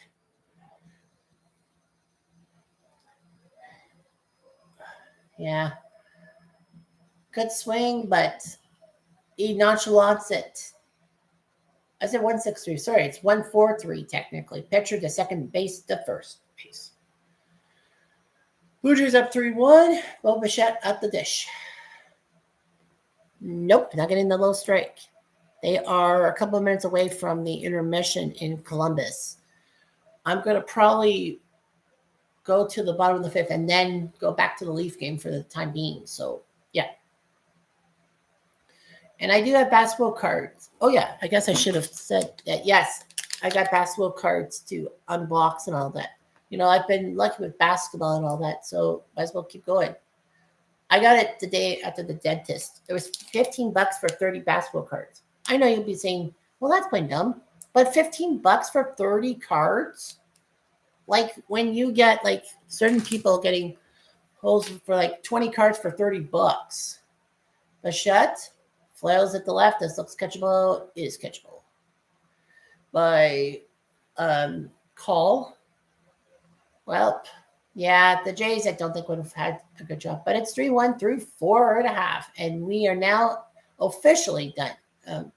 We are officially through the game. Although Los Angeles, you know, there's no fair rain and all that. Obviously, the dome will be closed for game 6 because, like, you know, you see the shitty weather that Toronto's about to get. We're going to get a lot of, well, us in Southern Ontario are going to get a lot of rain because of the whole Hurricane Melissa thing that has ruined Jamaica. It has ruined Cuba and a few, like St. Kitts? No, Turks and Caicos and the Bahamas and Bermuda. So, yeah, the Atlantic provinces, the Atlantic nations are getting pelted. And, of course, you know, that almost always means that with the way the storm goes up the Atlantic coast, that Nova Scotia, New Brunswick, PEI, and Newfoundland, the 4 Atlantic provinces will get lots of rain. And, of course, Ontario gets rain too. So, yeah, so we're going to be expecting rain, and 1,000 times rain. So, yeah. I only did one. Oops, I better not delete that folder. I was pushing the wrong button. Teehee. Videos. Okay, so that will be for today. Probably gonna do that one. Deep dive. Actually, hang on here. I should technically do more of those, actually, to be honest with you. Yeah, I'll do more of those. Yeah, I'm gonna do a few more of those videos, like Stone Cold Hockey videos. 4. Let's do 4 of them. Yeah, it's just to clutter up, and then, you know, I'll be putting. There probably won't be a lot of like uploads, like distance and all that. Yeah, Trey Savage. This is his first postseason road start. Every start he's made 2 starts against the Yankees. One start against the Yankees. I keep thinking 2 for some reason, but 2 against the Mariners and 1 against the Dodgers, but they were all at home. Trey has done well. 8 strikeouts through 4 innings of play. That's Koufax-esque, I must say. Because, well, Koufax once had 15 strikeouts in game 1. Was it in 1963? That's right, against the Yankees. And that record set was broken by Bob Gibson in 1968 in game 1. Unfortunately, that World Series, the Tigers came back from 3-1 down to win. I know I did a lot of 3-1 things and all that. There's Muncy. He will take a strike. He wasn't sure. He was like, did I really? Do I really have to take a strike on that one? Yes, you do. You have to take a strike on that one, man. Here's the pitch to Muncy. Didn't go. 2 balls, 1 strike on a splitter. So, yeah, so the Blue Jays are trying their best to win this series, win this game. Take 2 out of 3 in Los Angeles, which would be a massive momentum shift. And of course, I think a lot of Blue Jays fans would be like, well, let's play tomorrow. Nope. It's a travel day. They go from Toronto to Los Angeles. LA to Toronto. So they have to acclimatize themselves to the dome and all that. And I know a lot of people say, well, the Blue Jays, were they the first team ground ball? The first? Oh, nice job by Bo Bichette to get to that ball. No, sorry, IKF, right? Yeah, IKF, that's right. Sorry. I thought Bichette was playing second base, but he's not. He's the DH because George Springer is hurt. Yeah, Vladdy says he didn't have the ball, I guess, and IKF did. That's actually a smart move. And as a pitcher, you got to run to first base and make sure you step on first base before the runner. So, yeah, Vladdy kind of felt like he didn't have to play. So, yeah, he would have been pulled off. And if he threw it terribly, that would have been huge. Let's see what Trey does. To Kiki. He's been the only major flaw in Trey's stuff. He hit the home run, his first postseason home run of the year. And all that. Just like David Schneider. That's a foul. They said, They said when he hit a home run, he was the first Mexican to get a home run in the World Series. Oh, no, wait, he never did because Alejandro Kirk was given the first Mexican to hit a home run in the World Series. So I guess Kiki's the second one because I know he's from Mexico too. They make a point about that almost every day. But, yeah, so I'm doing some Stone Cold hockey stuff from a month ago, which is now going to be in video form. It's not going to be like uploaded now. It's just going to be uploaded later.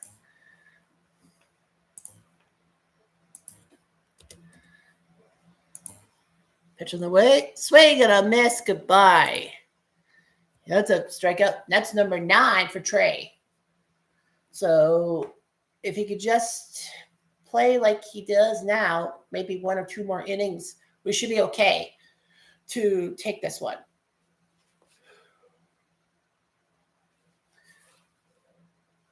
Of course, everyone will be thinking, well, what's your plan for Game 6? Are you doing a stream for Game 6? Probably not. It's probably not going to happen. I would love to do a stream, but, well, we'll see what happens. Calls 1 for 6. Well, he's had more bats. Well, I guess he had to pinch hit on Monday. Call, pops it up. Does he have a chance? Does he have a chance? Does he have a chance? No, he doesn't.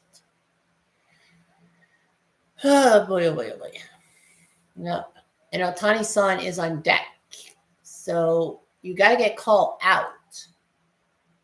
Oh, no. Did it hurt somebody behind home plate? Oh. There's Mary Hart in the Dodgers jacket. Guest services has to attend to that fan. Are they going to pull the fan? I think that's kind of why the Blue Jays strike 2. I guess that's why the Blue Jays camera crew, like for Sportsnet, pulled away because it plunked somebody. Nope, the guy's fine. I think that's Mary Hart's husband. Yeah, Mary Hart is in that Dodgers jacket and all that. Very good. She was known for being the hostess of Entertainment Tonight. Well, that's in the dirt. That's away from the catcher. But because there's no one on base, it doesn't matter. So the Blue Jays up 3-1. Pair of home runs by David Schneider and Vladdy Jr. in the first inning, and then a sac fly from Ernie Clement, after Dalton Varsho tripled, and showing why we got the guy from Arizona and had to give up Lourdes Gurriel. But it worked. 2-2. Up. You try to throw the curveball, but it was way too high. Ball 3. Payoff pitch. Ohtani on deck. That's the big problem. You have to get. You don't want to face Ohtani as the time run. Oh, did he? Oh, he did. Oh, my goodness, he did. He just crossed the plate. Are the Dodgers going to challenge? Potentially?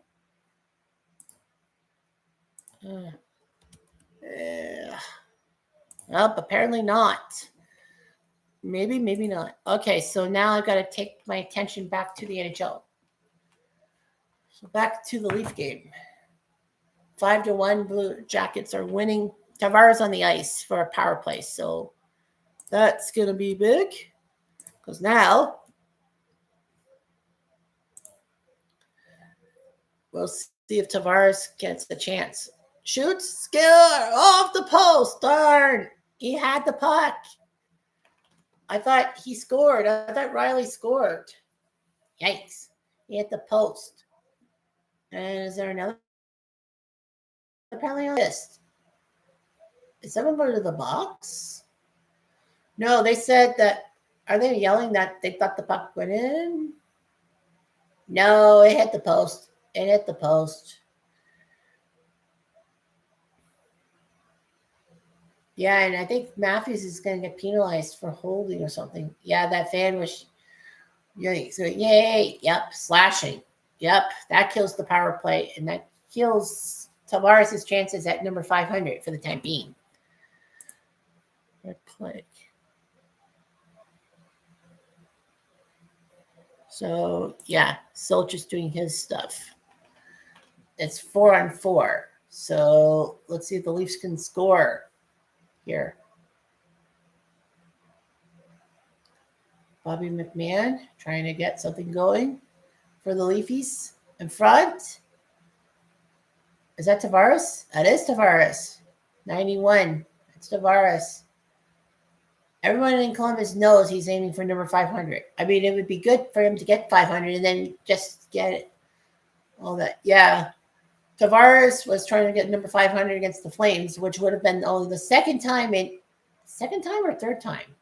I think it was like the third time, or was it the second time that a team has had 2 500 goal scorers and on the same beating the same team, not necessarily the same goalie, but the same team. I know Detroit did that twice with Yzerman and Shanny off of Patrick Waugh for their 500th. NHL goal. Only 48 men have done it.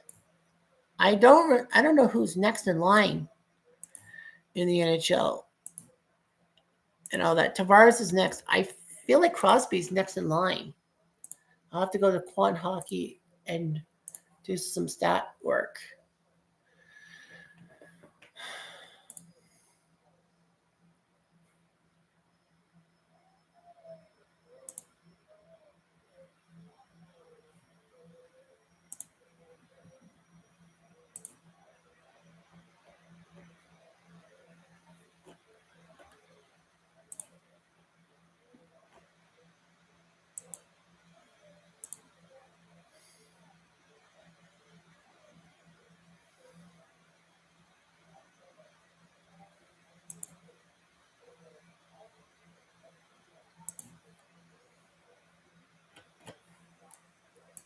So, like all NHL teams.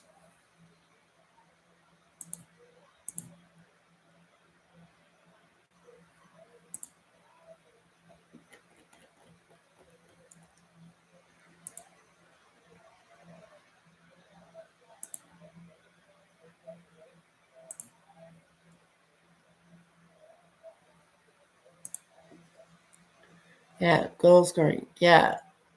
48 men have hit. Oh, Glenn. So John Tavares at 499. Glenn Anderson, 498. Former Leaf and Oiler and Blue and Ranger. He had only at 498. Who's next in line after Tavares? Well, Ovi's still playing Crosby. Crosby has 633 goals. Someone said he doesn't have 500 goals. That's a lie. He has 633. Steven Stamkos has 583. He's still playing in the NHL. Marlowe's still playing 566. Marian Hosa's still playing 525. Wait, Marian Hosa's still playing? That doesn't make sense. Or, oh no, I guess Pittsburgh. Yeah, Pittsburgh. Gino Malkin. Yeah, Hosa was born in 1979. He would be way too old. So the net. Okay, so regular season active players, I should say. Okay, so active players: Ovi, Crosby, Stamkos, Malkin, Tavares is fifth at 499, and then it's Patrick Kane has 494. Corey Perry has 451, but Patrick Kane is getting close to 500 career goals. So that's interesting. And he's actually having a renaissance in Detroit, I must say. Ranger fans will be pissed off because they got Kane from the Blackhawks, and it was like, well, we got this big boy and all that. But no, Patrick Kane has completely shit the bed. But nope, he did as a Ranger. But a lot of people said no, he was hurt with the Rangers, and basically they mishandled him. Of course they would. 3-1. Kirk rounded out. Farshow took a called strike, trying to get a walk from Snell, who's still throwing and all that. He'll probably come out soon. He's at 89 pitches, and he's losing. So I think the Dodgers might have to try something unique and all that. If the Blue Jays are winning 3-1, the Leafs are crapping the bed. And another goal. Olivier Sauce scores at 6-1. Normally, I'd be like, well, let's turn off this game. What? Yeah, I'm surprised they don't just put Stolarz in for the third period. I mean, like, it's one period. It's not going to take away from Stolarz' health and all that. I would too. I would take Stolarz out.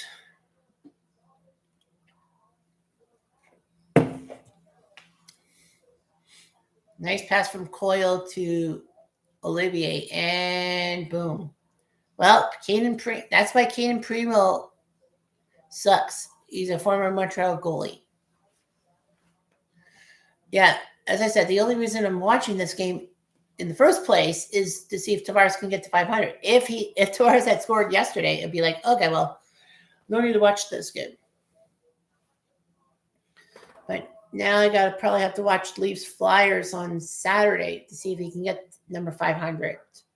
And hopefully the World Series doesn't go to a game 7, because then, we're going to have the same situation.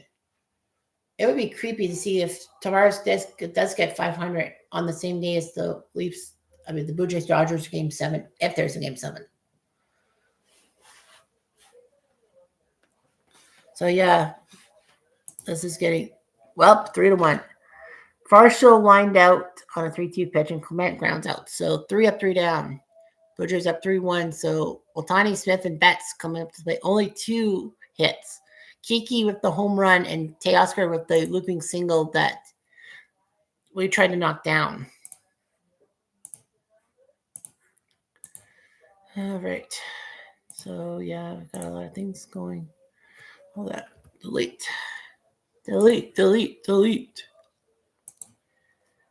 All right. So, yeah, top 10 worst NHL teams of all time. Yeah, I'll throw an NHL video on that one. OTP, that one has to go, and that one has to go. That's 1 gig, though. Do a deep dive. I guess I could do that. Yeah, so those 4 videos will be up, and it will not take a lot out of my system, but whatever. Yeah.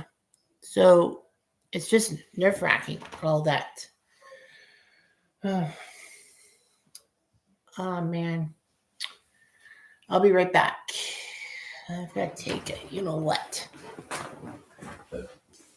Sometimes...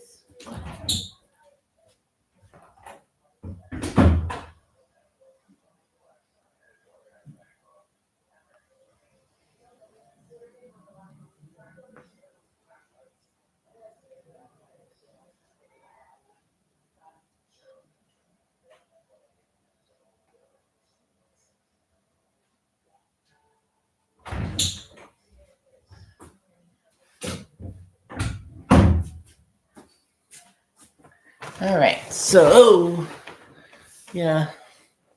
Yep. Cuthbert and Simpson are doing the game for Sportsnet. Well, it is Wednesday night hockey, and it's the only NHL game in town.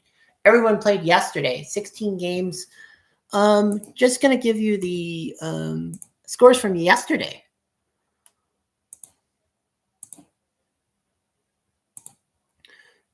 In one of the awkward days. Yesterday, the Flyers beat the Penguins in a shootout. Leafs narrowly beat Calgary 4-3, although Tavares didn't score a goal. Vegas beat Carolina 6-3. Columbus won in overtime over Buffalo. Ducks won in a shootout against Florida. Boston beat the Islanders 5-2. Tampa beat Nashville 5-2. Winnipeg won in overtime against Minnesota. Detroit beat St. Louis 5-2. Dallas only won 1-0 on second goal. Chicago won 7-3. They were up 4-0. It was 4-3, but they won 7-3. Colorado put the Snowmen on. The Devils up 8-4. Edmonton came back to crush Utah 6-3. Rangers shut out Vancouver 2-0. Montreal won on Parla-Gachien, and the Kings beat the Sharks. Who scored the goal for Montreal in overtime? I really want to know because it's Canada. It was actually 3-0 Montreal, and they almost choked it. Shane Montour. And then overtime, Cole Caulfield, his ninth. The guy who switched to number 13 because of Johnny Gaudreau's death. So Ohtani, 1-2 and a strikeout. Well, Ohtani lined out.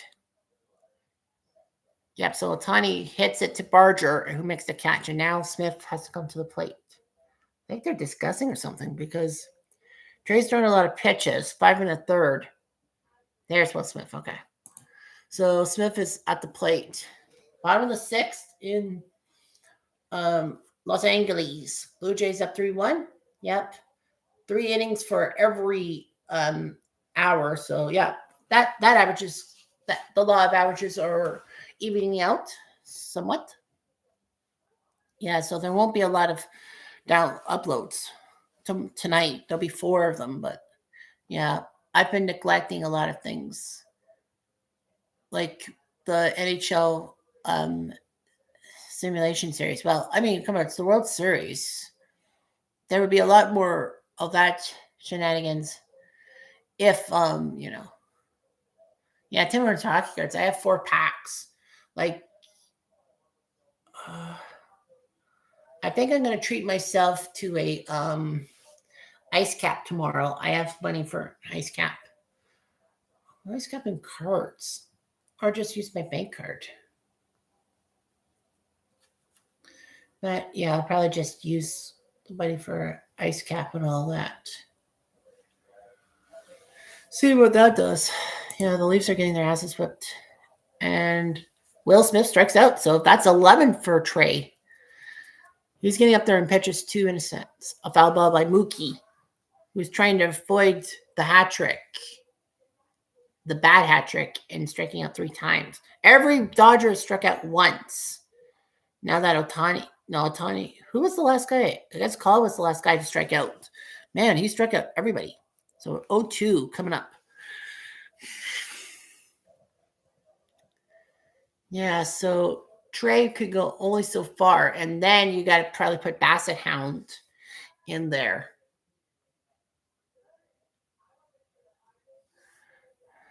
Ball there, 1 ball, 2 strikes.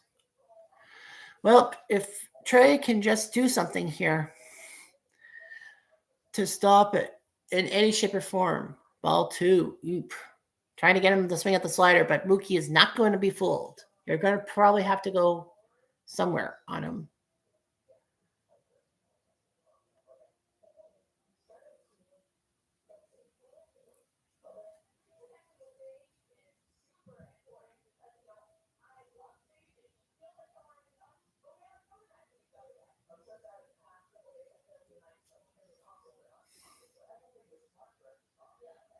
Two pitch. And a ground ball, 5-3 on the putout, and the Blue Jays are now 9 outs away. Blue Jays up 3-1. Like I said, just get a few more runs. Just get a few more runs.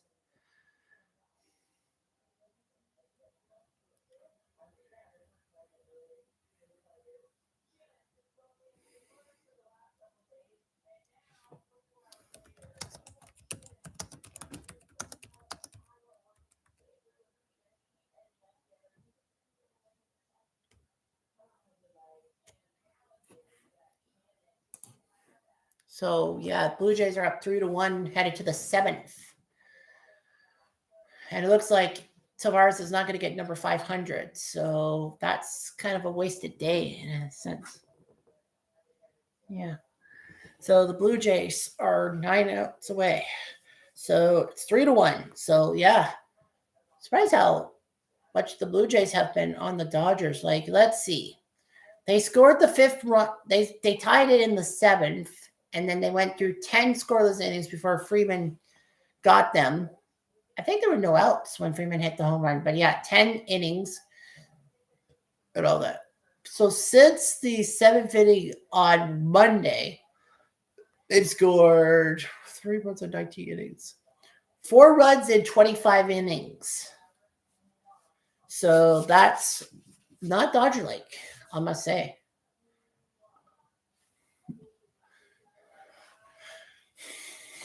But you never know. Well, as long as Gausman has a good game on Saturday and the Blue Jays find their center against Yamamoto, I mean, usually when you face somebody twice in a postseason series in the same year, in the same thing, is that you remember what they did the first time. Like, I think there's no way that Yamamoto and Gausman are not starting Game 6. They have to start Game 6 because, Yamamoto will be probably the last hope for the Dodgers to win to do something. If everything holds up, of course. I can't stress it enough that this is stressful for a lot of people, especially me. Because, the Leafs I would love, as a Toronto Maple Leaf fan,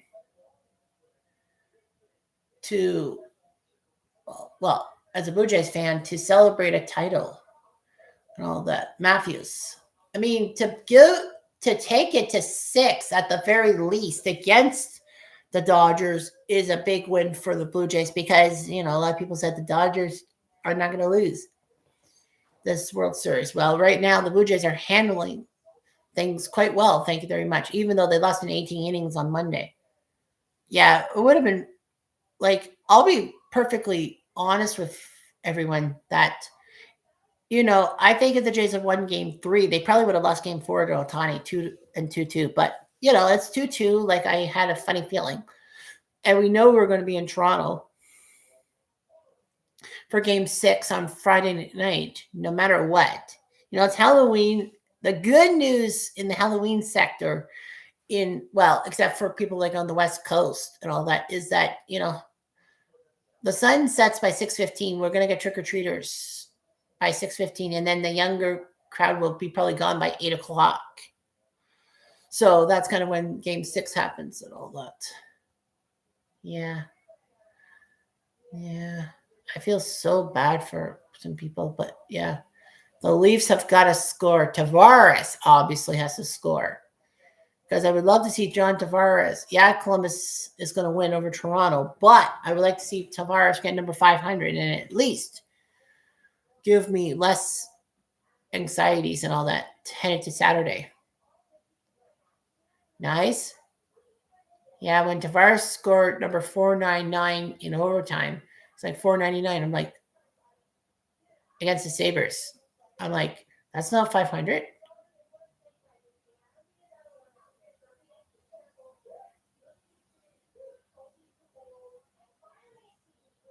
So yeah, 500. Goals, as I said, only 48 men. Glenn Anderson we almost had a half century of 500 goal scorers in NHL history. The first one was Rocket Richard in 1956. October 1957. So it's been 68 years since we've gotten our first 500 goal scorer. Yeah, it'd be like, I should rank the top 500 goal scorers of all time. But yeah, I know how you feel. I should honestly do like top 10, person. Shot! Oh, stop. Big stop there. Yeah, Tavares wouldn't be playing all 2 minutes of the power play. The Leafs had a chance, but they didn't get it. Well, Snell's still in the game, like Addy singled. and he's still pitching to IKF. Honestly, if I were Snell at the Dodgers, tap here to vote for the player of the game. Well, it's got to be him.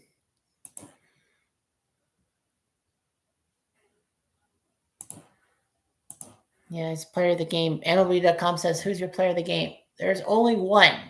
There can only be one. Oh, you went in for the bunt. Well, that's not a bad idea. But remember, run first. And you're not hitting that well in the postseason. You're batting 143. Oh, he took a strike. I would have kept bunting if I were the Blue Jays. You might as well try. Yeah. So anyway, yeah, the Leafs are running out of time in Columbus. Man, what a brutal game for the Leafs. A very good game in the ACC against Calgary, but that's all gone for shit. Robertson in front. Nice. Tavares. Yes! There it is! There it is! There it is! He's done it! He's done it! He's done it! There we go!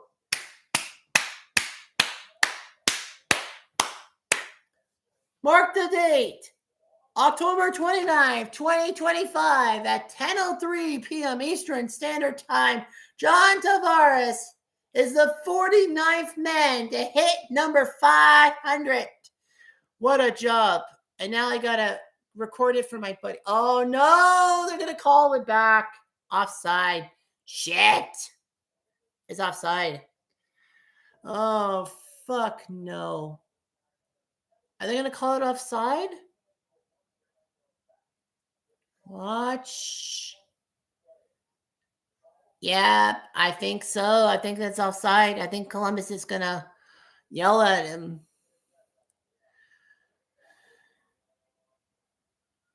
Are they going to? Nope, they're not. He's done number 500. I'll be right back. I got to mute.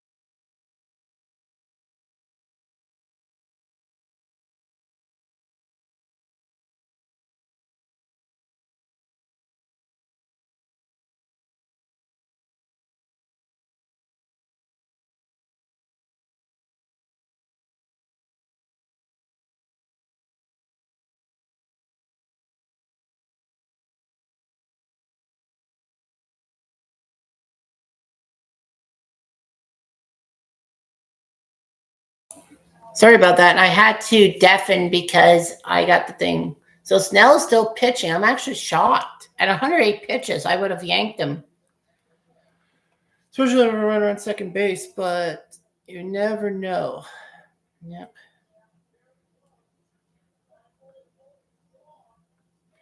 And no. He almost got him.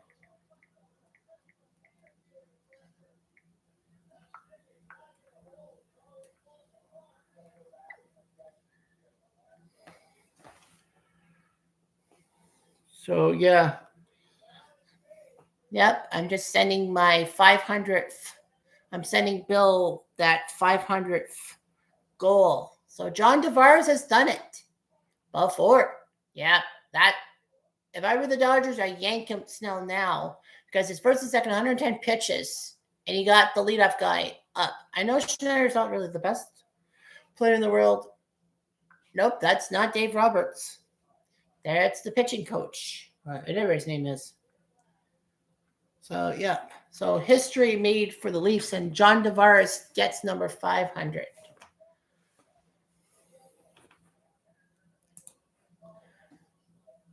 Okay. I'm going to deafen for a little bit.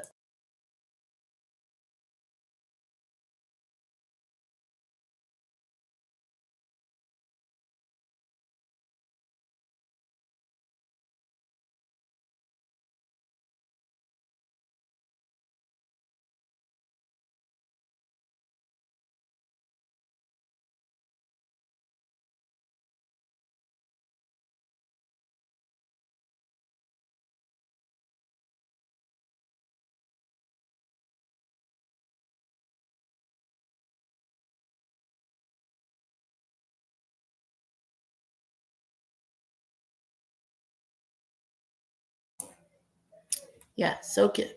Schneider. Well, Snell's pitching, number 7. You know, 7's my lucky number, but we'll see what Schneider can do here. If he can just get a good long single or something like that to put the pressure on Snell, then we should be okay. And all that. Strike. Should have swung. And Davis says he should have swung on that. 112 pitches for Snell. Sir Anthony is coming through. Like, he'll be up in the pen. I think the first sign of trouble with Trey, then that's basically going to be the end of him. Like, for the game. I mean, dude, you got to try. And Flatty is on deck. So if they can get Schneider out, my guess is they might even intentionally walk Flatty to get to Alejandro. 0-2. Nope. Tried a little strike, but no. 1 ball, 2 strikes. So my guess is that, you know, if they can get Schneider out, then they'll intentionally walk Flatty to get to Alejandro. Because, you know, how good Flatty has done in the World Series and all that. You didn't go, and the runner's going to move up. Oh, gutsy base running by Barger, and now he's on third. All Schneider's got to do is lift one to the outfield. Wow, that's big. That is really big. And all that.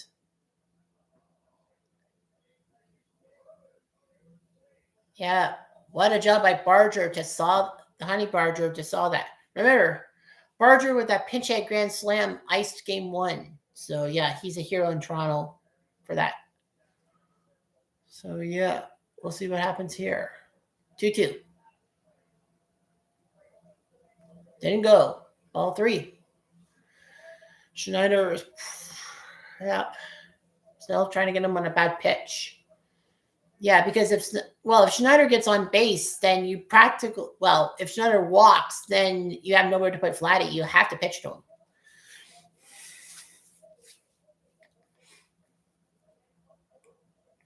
Yep. All right, payoff. Swing and a miss. I thought so. Well, bad luck. Now will the Dodgers intentionally walk Flatty? Yuck, I hate that guy's beard. Nope, they're going to take Snell out. I think they'll pitch to Flatty, but they're going to have a new pitcher do that. kind of a weird move, but don't blame Blake Snell. He did quite well and all that, given the circumstances. So now Vladdy's up, and the question is, will they intentionally walk him and all that? I mean, I can't really blame Snell and all that, but did he stop? Oh, he did. He ended the stream. Yeah, he did. Okay. So Silch ended his stream. Okay, there's Apple Football, I guess. Yeah, that's unusual. That's only a few hours. Well, anyway, Dynasty League, adaptations, Pizza Defler.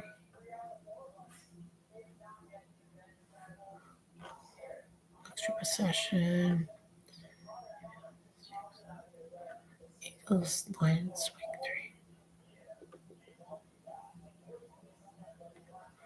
3. Try not to left challenge. That looks interesting. Expos Mets, May 3rd, 1987. No, that's not the. I was going to say that's the. Yeah, that's not the Tim Raines game. I'm just looking at my.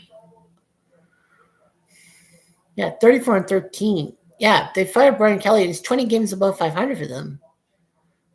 And all that.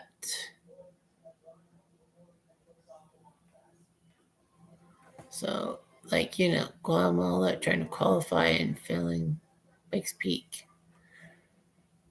So, yeah. Every game of a nickname. Should send that to Bill. Marco Andretti retires.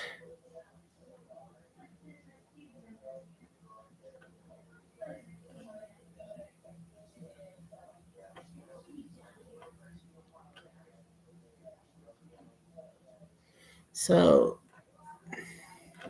fans are out of control. Okay. So, Edgardo Henriquez. I don't remember that guy and all that. Well, they're going to pitch to Vladdy, so maybe they know something we don't know. Nope, that's way too high. So, yeah, Vladdy's got a pair of home runs this World Series, including one in the first inning. They give the Blue Jays a 2-0 lead, which would be the winning run if everything stays the way it is.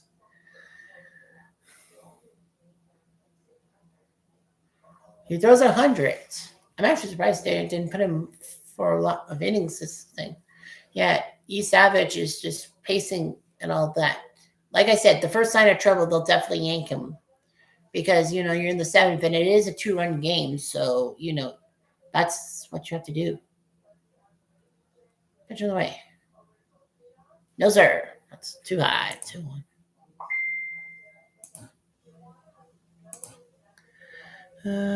Saturday downloads. And that's for him. I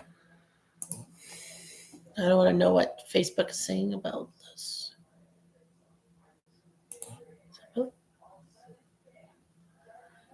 Ball 3. No way to. Alrighty. So, yeah. So, anyway. Vladdy's on 3-1. I think he'll probably take the next pitch. By my guess. Well, it was in the strike zone, so it's payoff to Vladdy. The runners will probably go because, it's 2 outs. And Bobo Black Sheep Bichette is on deck. Man, Vladdy's going to be a little nervous here. Stepping off to make sure that Enriquez thinks about it. There's Marlon's man in his orange visor. That runs away. And that will score a run. I think that counts. Yes, it is. It counts. He walks, but that was a wild pitch, and the run will cross. It's 4-1. It's not an RBI, but a run's a run. Woo, baby. It's now 4-1 Blue Jays. So we are in the top of the 7th. So, yep. Yeah, the rule book is because it was a wild pitch, Barger could score, and he does. And it's now 4-1 Blue Jays. Yep. If Smithville caught that cleanly, that's a walk. The bases would be loaded for Bichette. But now there's runners on first and second. Is that Rhea Perlman in the stands? That woman with the blonde hair is giving me Rhea Perlman vibes, from Cheers and a few other shows. I don't think she really was big, other than, the Dodger fans look concerned and all that.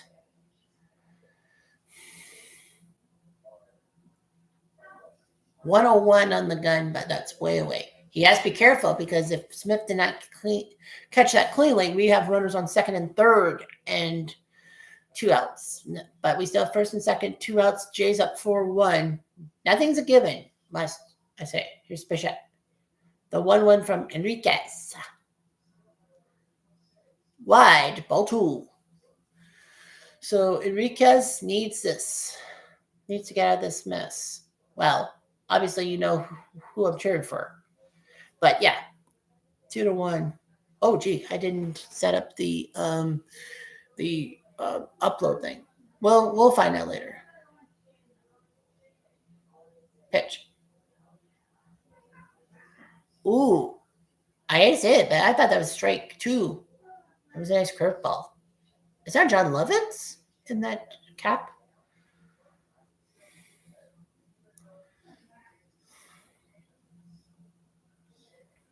(3-1). Bichette might take this pitch. It was in the strike zone. Drops! Are they going to run? They're going to try to run at him. They're going for third. Safe. He overslid the base, but he can pass it up. Yeah! RBI single by Bichette makes it 5-1. Bo Bichette can't run, but you know what? Who needs to run? He's got to run, and the Jays... don't say that yet, Toronto fan. Nice jump by Bichette. He just dunked that hit. Yeah, he can't run. That's the thing. So, yeah. Dips it to right field, and then Jimenez went for the play. Well, Fables, the third base coach, waved him in, mostly because he knew that they were trying to throw the runner at third base. And they didn't. Fortunately, though, Vladdy, he overslid the base, but because he went back and touched third base and all that, because the throw was not handled cleanly by the shortstop on the play, Vladdy could jump back on third base. I think, is that the 3-batter rule, I think? No, sorry, Kirk would be batter number 3. That's right, because Enriquez came in to face Vladdy. And he was the 2-hole hitter. Kirk's the 4-hole hitter.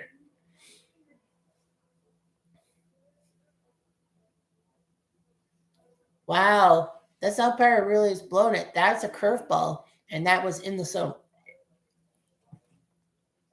Sorry about that. Well, Jays with a pair in the 7th, so that gives Trey some run support. Trying to get him to swing at that pitch. Not happening, man. Wow, this is just brutal. I think with the way the Blue Jays are playing, it's like get into the Dodgers bullpen and all that.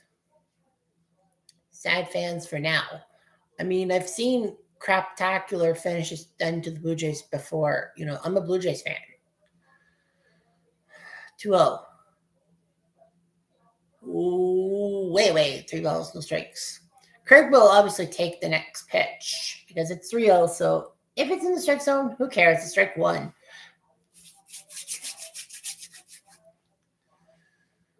So anyway, let's see here. Yeah, I wouldn't swing. And he doesn't. He doesn't have to. Ball 4, bases are loaded for Farshow. Farshow, right? Yeah. So Enriquez has done terribly. He walked. Yep.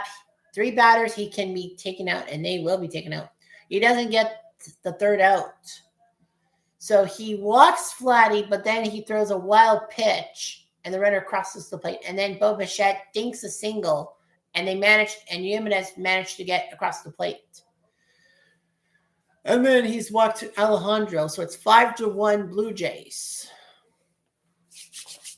So now comes the hard part. I'm a little nervous.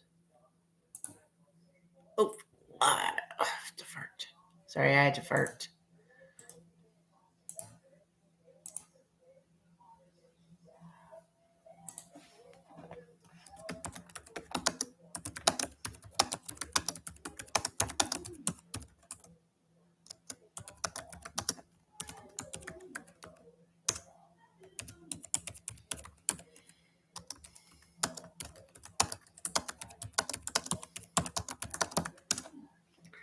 So yeah, John Tavares getting goal number 500. Well, at least they got to see John Tavares' 500th goal and all that. Yeah, 4, right? 4? Yep.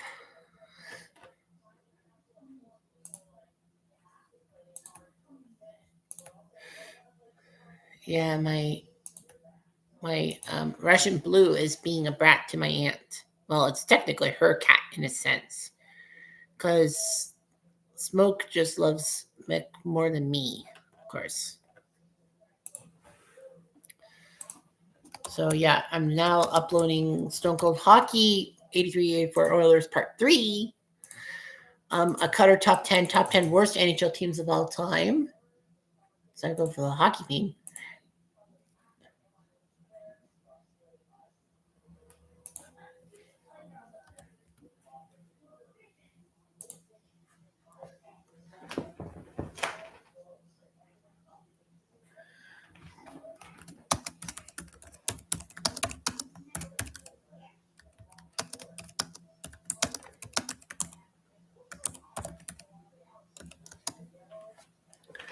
So yeah.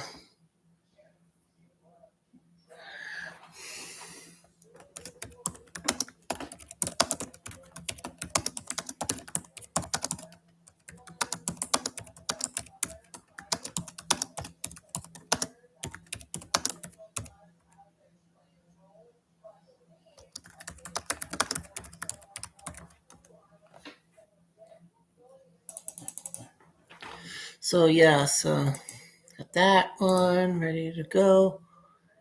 Farshall tripled and scored. If ever there's a time for a hit by Farshall against Banda, this is it.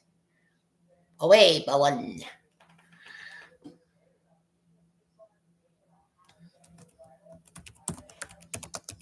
So the Blue Jays have had 2 postseason grand slams. Flatty in Game 2 against the Yankees and Barger in Game 1 against the Dodgers. Farshall? Fuck. What can you do? But the Jays do put 2 on the board. No big deal. They're up by 4, giving Trey some run support. And that's what you have to do in this situation. 5-1 Blue Jays through 6.5. Whoa. What a cat. Somebody.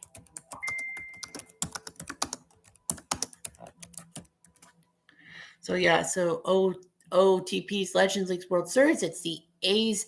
I guess I should put that in the title, like the A's against the Phillies. Yeah, Oakland, they were the champs 2 years ago. Philly were the champs of the NL champs last year, but they only went down in 5. Yeah, Philly's an ace. So yeah, that's a huge moment because, the Phillies, the 8th seed, they were the worst team to make the playoffs. They beat St. Louis by 2. And then, they took out the Giants in 6. They swept the Rockies, and then they took out the Dodgers in 6, despite the fact that the Dodgers had a 2-0 series lead and everyone thought we would see an all-California series. Assuming, of course, Oakland, who were the 2 seed in the AL, would win, and they did. Oakland took care of Texas, Houston, and didn't have to take care of a Southwestern team.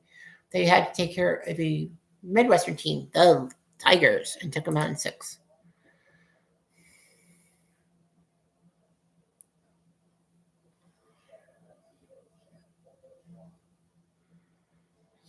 So yeah.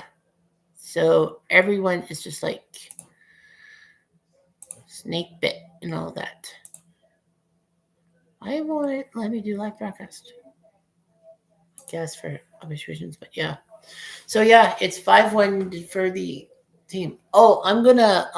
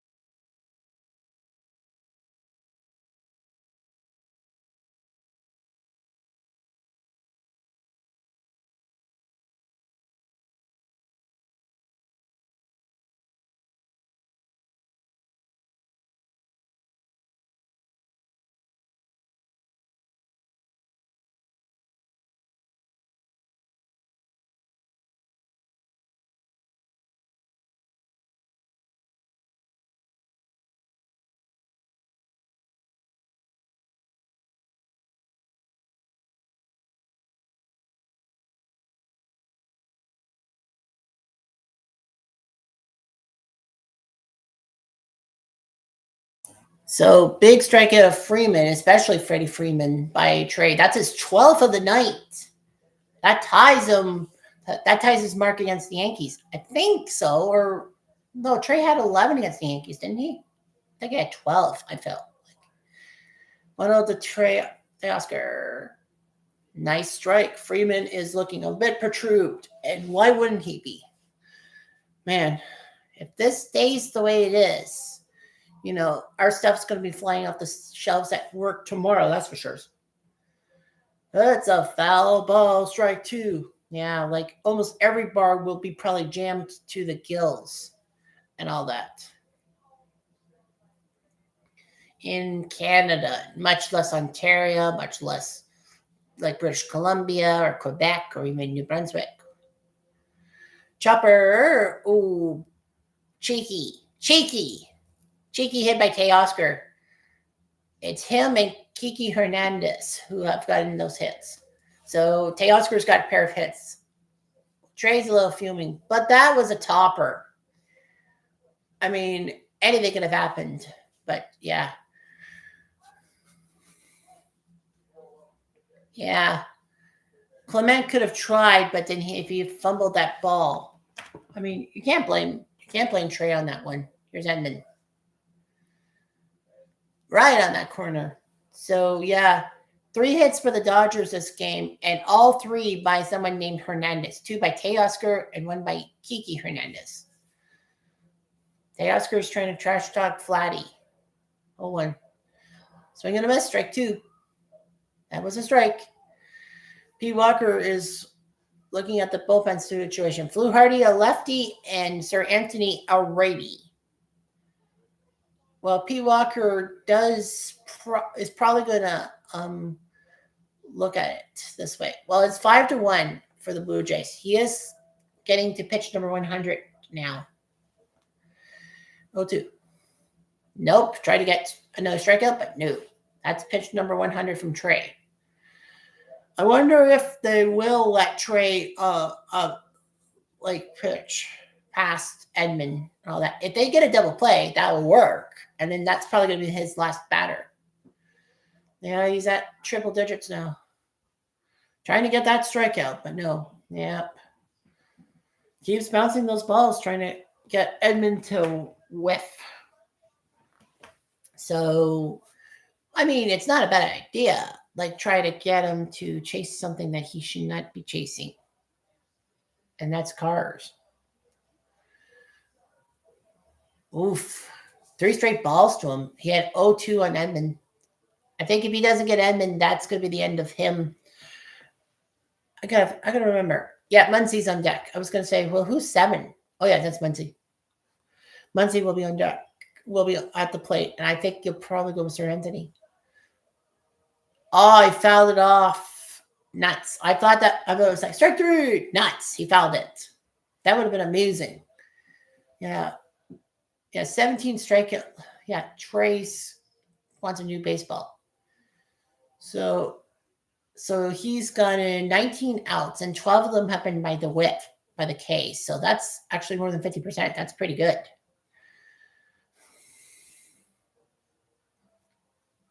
Edman goes for it. Ground ball, double play. Yes! Woohoo! Round the horn, money in the bank catching. That would be probably his last batter. But you know what? Screw it. He pitched a hell of a game. 12 strikeouts, 1 run through 7. And the Blue Jays, if they can score 1 or 2 more runs, that could help them out a bit more.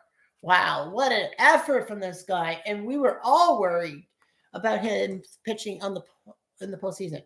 Regardless, I'm going to deafen for a little bit.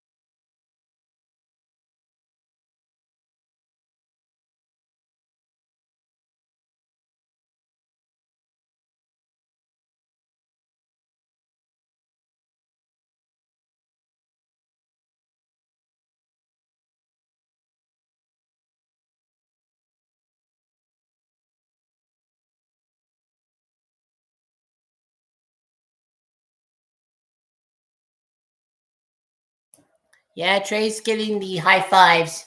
Yeah, you obviously want to take him out of the game now because it's 5-1. You don't want him to make boo-boos in the 8th.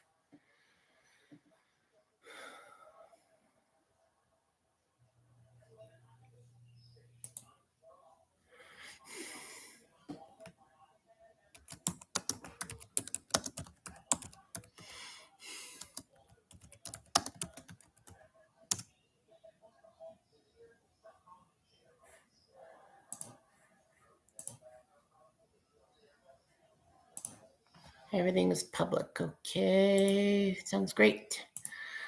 All right. So everything is public. I can delete my video, like the stuff that I've uploaded. Ernie Clement at the plate. Pair of RBIs, including a sac fly today. That made it 3-1, and then the 2 runs in the 7th. Clement, chopper, foul, way foul. Nosa, strike 2 from Banda. Oh, boy, I am so nervous. Guess he wasn't going to eat. No, I'll just eat that later. I was hoping Bill would come, but maybe with the Jays winning, he didn't want to jinx us. Oh, well, that's all right, though. I kind of figured he'd chicken out. But never mind. Nevertheless, I feel bad, but it does matter. 5-1. So if the Jays hang on here, they're up 3-2. Unbelievable. Clement, beautiful. Right up the gutsy goo. Right down the gutty goo. Pikey poo. What can you do? So yeah, the Blue Jays. Yeah, poor Teoscar. Nice job by IKF. And there's Max Scherzer. Fired the frick up. The dude will probably pitch game 7. Well, if everything works out, Scherzer will pitch game 7 in the rotation, and it will be Glasnow. But we'll see what happens. Maybe they put Ohtani-san for game 7. Oh, perish the thought. They're probably going to get Ohtani to pitch game 7. Pair of singles for Eddie Barger, 2 for 2. So we'll see what happens. Yep, right on the corner, 1-2. Yeah, I'm like, holy Saint Laurent. Like, this is nerve-wracking. Max Scherzer is having the time of his life. Former Dodger. Very forgettable as a Dodger, I'll be honest with you. 0-2 pitch.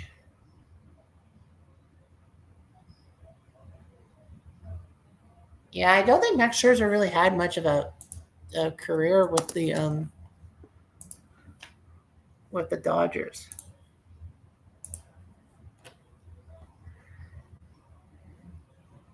Scherzer was traded to the Dodgers, reaching the 2021 NLCS, and then he was signed as a free agent. Oh, yay! Pass ball. Scherzer was traded in 2021, got to the NLCS, but lost to the Braves. And he finished third in Cy Young voting. And then as a free agent, he signed with the Mets. Yep. So yeah, he didn't play much for the Dodgers. He had a forgettable time. Yeah, he had a forgettable time as a Blue Jay, as a Dodger. So yeah. Then he went to the Mets. Yeah, I know he played for the Mets, but I don't think I heard with the Mets. Barger, ground ball to the right side of the infield. That will work. Runner moves to third, and that gives IKF. Yeah, that's right. IKF the chance to get an RBI. Although I would probably take Kiner Falefa out. But then again, it's like, who's going to play second base if it's not IKF? Because you can't put Bichette because Bichette's playing and all that. So yeah. Nope. He's going to bat number 7. All he has to do is lift one deep. Like lift one to the warning track, if you will. And ball through the hole, and IKF proving that maybe 7 is the lucky number. Makes it 6-1. Oh my goodness. My goodness.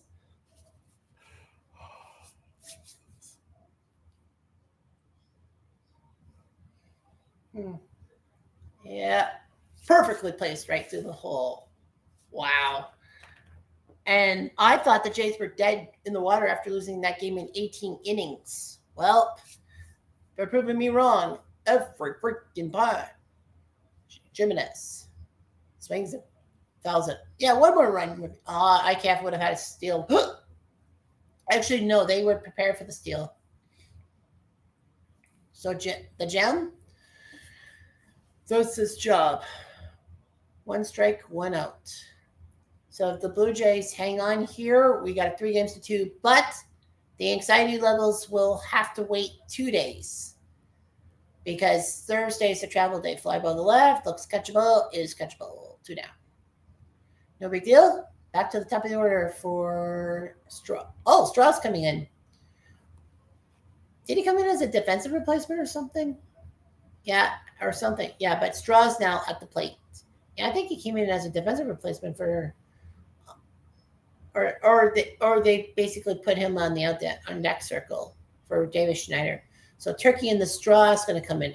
They need the defense. Yeah, as I call him, Turkey and the Straw. Pitch in the way. Nope, he's going to step off and throw the first. So, if the Toronto Blue Jays hang on here, they take 3-2 seriously back to Toronto. At worst, there will be a game 7.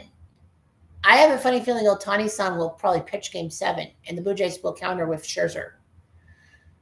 But that's not there, because if the Blue Jays can just remember what the heck they're doing and doing well at home in the playoffs, especially in game 6 and 7 against Seattle, they should be fine. Straw's 2 for 16 in the postseason with an RBI. It's not really his bat that's helped. His defense has helped. Practically, he's just in for defensive purposes, if you will. You know, Tani-san, or is that Yamamoto? Well, Yamamoto, I think, will definitely be pitching game 6. I mean, the Dodgers are now in a position they'll be trailing in the series. Vanda's losing his cool. I haven't seen any Sportsnet cuts to the Dodger bullpen or the Blue Jays bullpen for that matter. Yeah, Trey's done after 7 innings. But the question on my lips is who's going to come in the 8th? Oh, it doesn't matter. It didn't matter. Wait, that's a strike? I thought it was ball 4. It looked like a ball 4. Fortunately, though, that's a steal by Kiner Falefa. I thought it was ball 4 because it was above the line. It was like, oh, that's ball 4. So that doesn't matter. Kiner will get to second base. Kiner Falefa. I don't think he has any ties to Ralph Kiner. Straw, why? Oi. Nope, that's a strike. Well, that's a foul. I don't think Isaiah Kiner Falefa. I don't think Kiner Falefa has any connection to the to Ralph Kiner.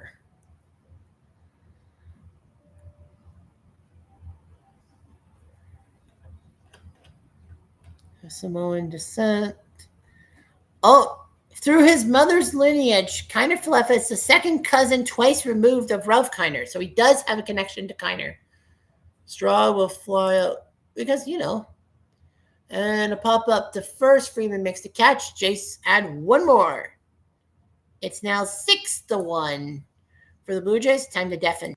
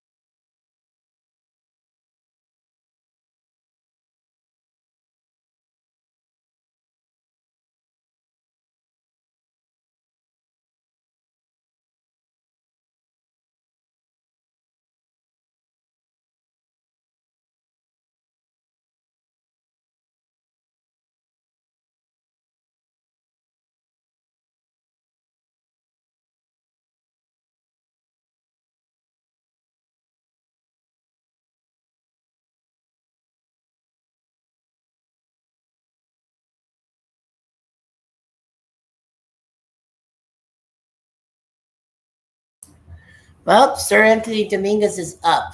That's kind of the smart move. Trey was at 100 pitches, and you don't want to botch this.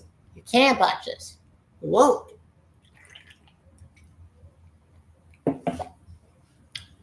Yep. I wonder how many Dodger fans are going to be leaving, because LA fans have the reputation of arriving late, leaving early. I guess that's what they're saying. Max Muncy is at the dish. 0 for 2. Ground ball. Flatty. Nice. Dang. The Dominguez. Nicely done by Flatty. He knows what he's doing. 1 out. There we go. All right. So it's down to 5.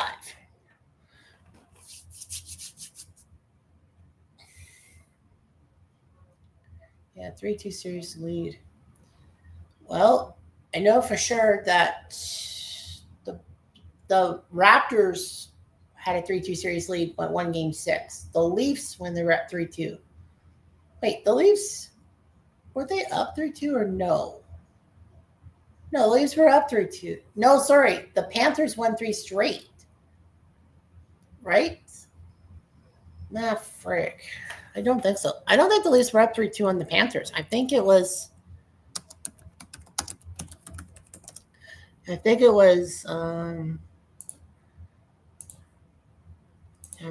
whatever. Leafs. Yeah, the Leafs were up 2-0, and then the Panthers won 3 straight. Yeah, the 6-1 in game 5. The Leafs, yeah, that's right. The Leafs had to go into Florida.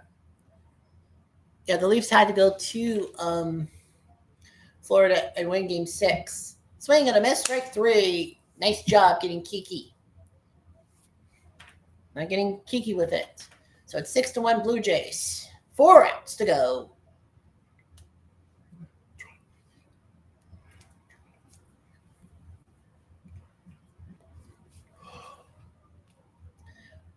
I got to remember, Toronto with a 3-2 series lead and choking. I'm trying to think the last time the Leafs had a 3-2 series lead and choked. Like Toronto sports. I don't think the Raptors have ever had a 3-2 series lead and choked, right? Don't think so. I think when the Raptors are up 3-2, they are like perfect. I'm just gonna look at Sharp. Okay, NHL. When the Leafs results, Toronto, when they're up 3-2, all series went primary team up 3-2. And they have choked 8 times. Well, oh yeah, they were up 3-2 against they were up 3-2 in 2022. Okay. I thought that the Leafs had to win game 6 in 2022 to force a game 7 back home, and they failed. Yeah, the last 2 times the Leafs were up 3-2. Toronto was up 3-2. For the Leafs is that when they had it 3-1. Ooh, a low strike. Honestly, that was kind of an awkward pitch. I'll be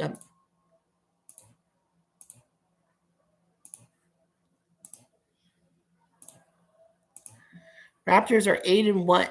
The Raptors are 8-1 with Toronto Raptors 8-1 when they're up 3-2. 2014. Oh, I thought they were down 3-2 to Brooklyn and won game 6, but lost game 7. So Brooklyn won the last 2. Otherwise, the ball 4 drat. Not a perfect inning for Dominguez. Yep. Yeah, when you're up 3-2, like the Leafs choked in 2022. They're 23-8. The Leafs are 8-1. The Blue Jays, I believe, are 6-1 or some.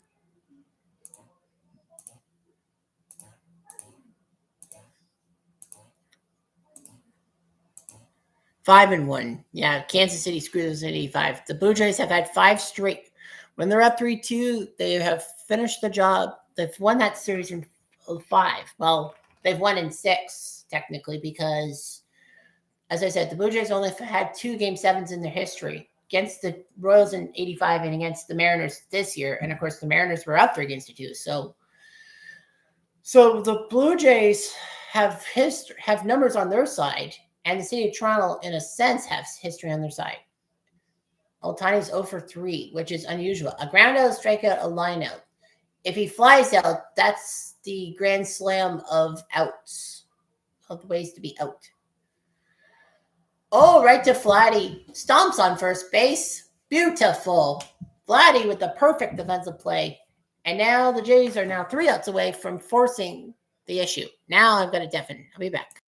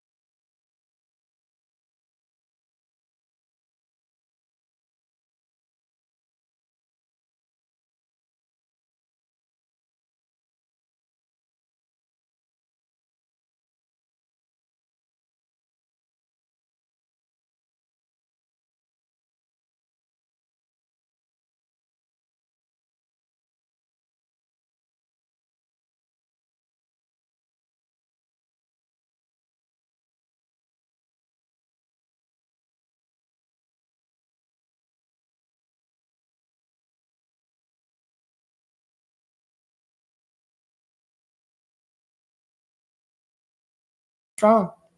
Well, strike one on the foul. So it's 6-1 Blue Jays. 3 outs away from doing the impossible. And lots of people, probably Blue Jay fans, but technically no, if, because I picked the Blue Jays in 6. So technically that would have happened anyhow.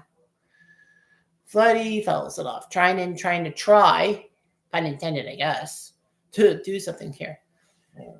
But that 18-inning game must have had something in Toronto's craw and all that. Of course, Braden Little was lit up for the winning home run. Like to Blake flip. Oh well, that's all right. But I mean, to be fair, on the Blue Jays and all that. Oh, yeah, the guys with the shirts and all that, shirts off and all that. Well, that'll work. You can pull it off in Los Angeles. I don't know if you can pull it off in the Dome. Well, but now it's 6-1 Blue Jays. So Bo Bichette at the plate. 1 for 4. I don't know why he swung at that one. That was definitely not in the zone. Just because you're up by 5 doesn't mean anything. Hoffman is throwing the pen. I guess to loosen him up in a sense. I mean, you let Sir Anthony come out for at least one batter in the ninth.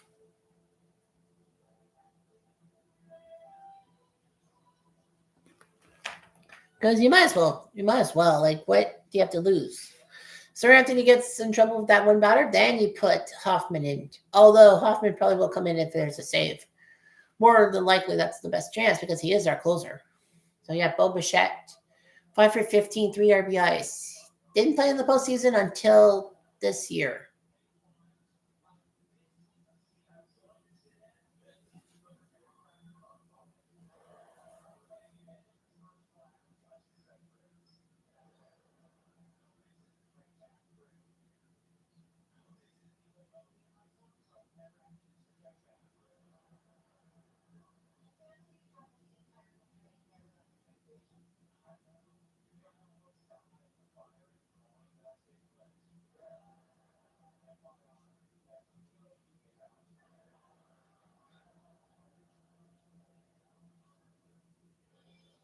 So yeah.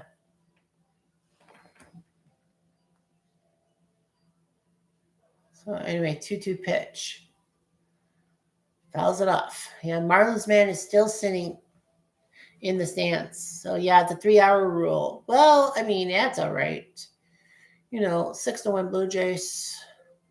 Man, as of right now, the back-to-back home runs to start the game, David Schneider and Vladdy would be the winning runs.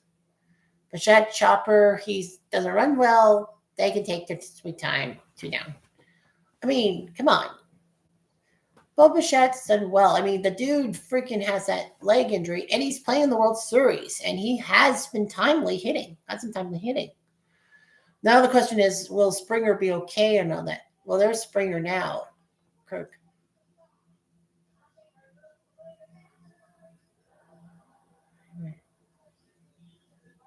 There's Kirk. I'm surprised. Alejandro Kirk has done quite well. 6 RBIs in the postseason in this series. I can't even believe he got 6 RBIs for the Blue Jays. Well, I know he had that 3-run home run on Monday that had the Jays up 3-2 after being down 2-0 and a ground ball out. So now 3 outs away from the Blue Jays winning Game 5, going to the Game 6, going back to Toronto with the chance to close it out. That's Stefan.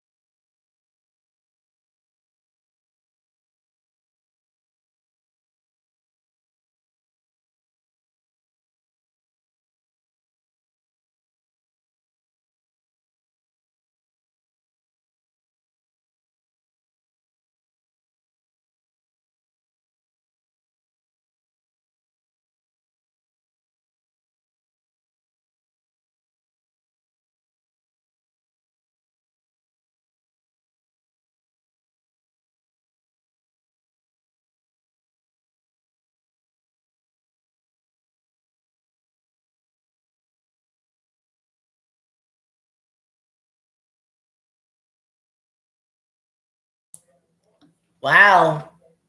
They just posted most strikeouts by a rookie in a World Series game, 12 by E. Savage, giving him only 3 hits, 1 earned run, no walks. That's the big thing. 0 walks, 7 innings of work. He deserves to be player of the game and all that. Like, without his 12 strikeout performance, I think the Jays would have been in trouble throughout the whole game. But dude,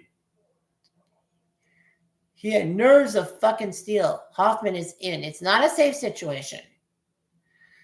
But they might as well just get him out there. So now all Hoffman's got to get is get 3 outs. Give up 1 or 2 runs, fair. It's fine. And, you just shrug your shoulders. But he can go all the way. Is he done his stream or no? Nope. Yep. So let's see what ends up happening. And Smith is pitching. I'm actually surprised the Dodgers don't just pinch hit, trying to get in Hoffman's head. All that. Oh, Smith swift twice. A fly out and 2 strikeouts. For him, Blue Jays are hoping for it to end. Strike 1. It's technically a no-no to leave an open can of Monster energy drink, like overnight, because I think it deteriorates worse than juice or water. Ball 2. Yeah, I wasn't sure if I was going to stream today. Oh, shit, I forgot to write down I'm streaming for Game 5, of course. I'm like, crap, I forgot to... Is that a Tim Race jersey? Oh, I thought it was. Ball, strike 2.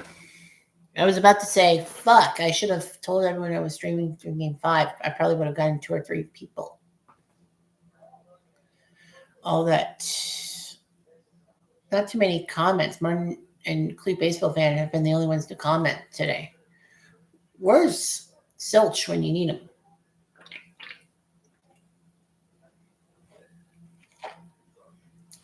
Way away, ball 3.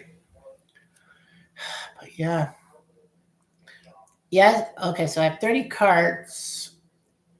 Did I do a 7-card Monty? I always do 7-card Monty. So yeah, we'll get the 30 cards and we'll randomize. Smith will lace a single. And for the first time in the game, a base hit by a Dodger not named Hernandez. Because the 3 previous hits by the Dodgers were 2 by Teoscar, 1 by Kiki. And now Mookie comes to the plate. Savage is a little bit nervous. I mean, he came out when it was, 5-1? Or was it 6-1 when he came out? I forgot. No, it was 6-1 because that was the top of the 8th. So the Dodgers would have to score 5 runs to have E. Savage not get the win.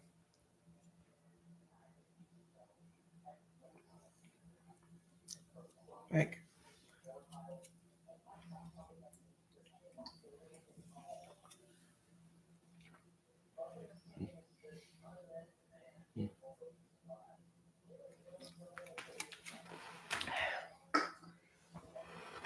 Oh, one. Nope, just missed. So, man, be prepared, Blue Jay fans, to get... Well, I bet you the Blue Jays plane coming to Toronto will get a lot of fans who are going to be waiting for it. All that ground ball foul. Of course, in the old days, it was traditional for someone to come off the plane and then the fans just go bonkers arriving back. Ohtani is trying his best. He hasn't had a specifically good game. I mean, that's kind of weird how Ohtani did so well in Game 3 and never getting out. And now, what's going on? Yep. I bet you John Schneider, our manager, faked out everyone saying, I'm going to keep intentionally walking Ohtani. The situation is right. And I don't think he has intentionally walked him in Games 4 and 5. And it's worked out. So I think it was a fake out. The 2-2. Popped up foul. Yep. So yeah, the $1.88 hat might be working and all that. Blue Jays are trying to finish this off and for everyone to go to bed except for people like Manitoba West because, an hour behind. It'll be like 10 o'clock. Mookie the left field. Straw will dance and catch. Or is that Farshall? Who's that Farshall? Doesn't matter. It's 1 out. And Freddie Freeman, the Canadian, is up at the dish.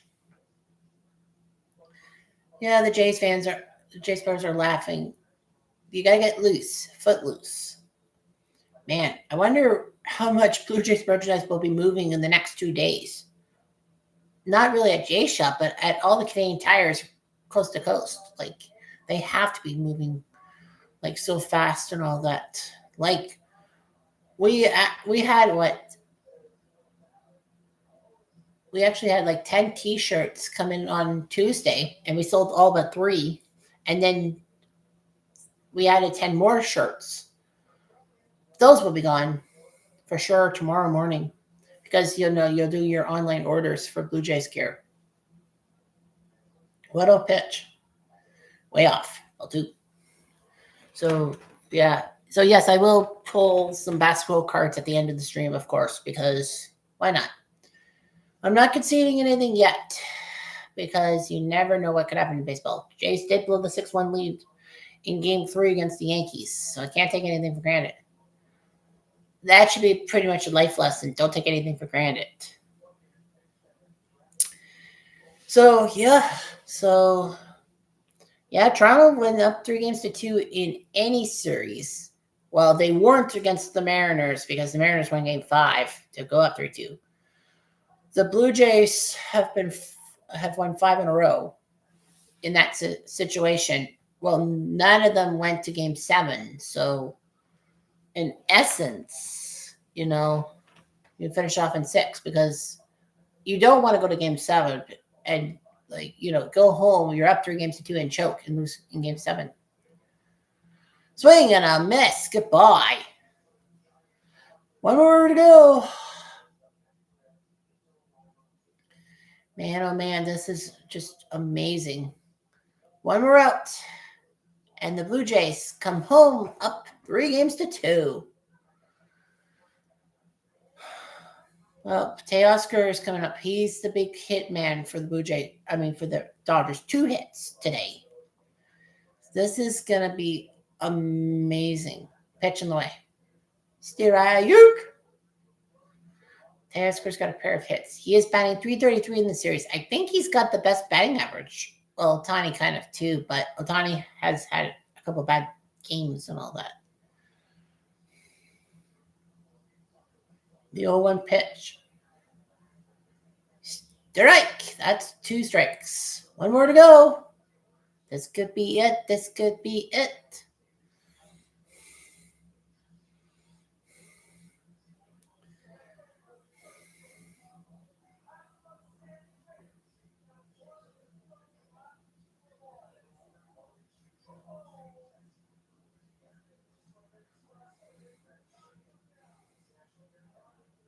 .02 pitch. Nope. Didn't finish it off. Not yet. Not yet, guys. Not yet. It's getting nerve-wracking. All that Scherzer in his sunflower seeds. You gotta be nervous. Bo Bichette. A lot of people were like, why is he in the World Series roster? Well, he has produced. Teoscar ain't chasing that ball, sunshine. You might as well throw it a little better. No, they thought he swung, but he didn't. I didn't think he swung. Because I would have been like, he swung. No, he didn't. Duh. Lots of 2s. Hoffman has thrown 2-1 pitches, and Teoscar has had 2 hits today. The pair. Got a Blue Jays victory time! How about that? I did not see this coming. No, I didn't. A 6-1 Blue Jays victory. What is going on?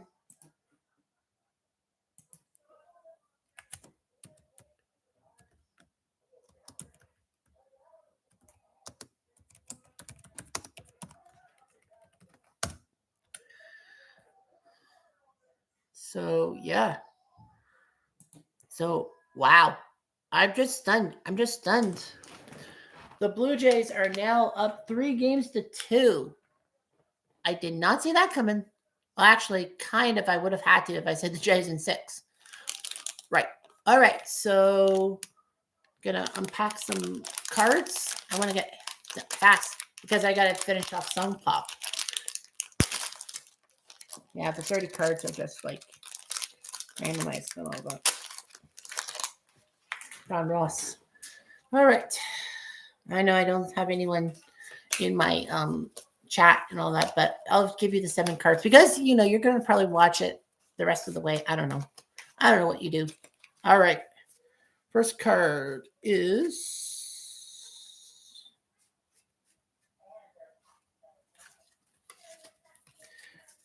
Great Expectations of Stephen Castle of the San Antonio Spurs. Not really the best card out there. Card number 2 is of a rated rookie, Devin Carter for Providence to the Sacramento Kings. Sure, why not? Obviously. Next is Jonas Valanciunas. Yes, Charles Barkley, I can't spell Jonas. When New Orleans and now Washington is going to pick him up. This is for before the 24-25 season. So yeah, Jonas V is there. Valanciunas was the guy drafted from Lithuania by the Raptors in 2011, and a lot of people, including myself, said, "Why did we waste our number 5 pick on him?" But he basically made me eat crow, and we leveraged him to trade him to Memphis for Marc Gasol, and that helped us win the World Series, the NBA championship. Next up is Joel Embiid from Kansas, the off-injured Embiid, who really had, when he's healthy, he's good, but when he's not healthy, he's shit for being. Joel Embiid is very much, when he's good, he's good. When he's bad, he's bad. So that makes 4, right? Yep. Card number 5 is Canadian Andrew Nebhart. I already did it. I already had a Nebhart card and all that with the other series, so I'll have to get rid of him. Number 6 is Tyler Hero. I'm holding up for a hero. I'm holding up for a hero in the night. He was pretty good in all of that. 20 points per game, but he only played 42 games. So, yeah, when he's healthy, he's pretty good for the Heat. Well, Dwayne Wade's not kind of savior. And one more card will be Daniel Gafford of the Dallas Mavericks. So Gafford is your last card. 5 good cards, 2 terrible cards. That's okay. 5 out of 7. I'll take that. So anyway, that's all I've got. I got to get to work. I got to get an 8 a.m. start time. But hey, whatever happens and floats me boat. So anyway, that's it for Game 5. Game 6, the question now becomes, do I stream Game 6 or do I not? Well, of course, I have to talk to my buddy and see what happens for Game 6 and all that. My guess is that if we lose Game 6, then Game 7, I'm going to have to stream because that's been the magic ticket. But, I can't be super superstitious and all that. My buddy will probably not allow it. But anyway, that's all I've got. Halloween night. All the spooks are coming out. Will the Dodgers get spooked and give the Blue Jays the World Series in 6 games? We shall see. Anyway, I'm Jeff Diamond. Adieu.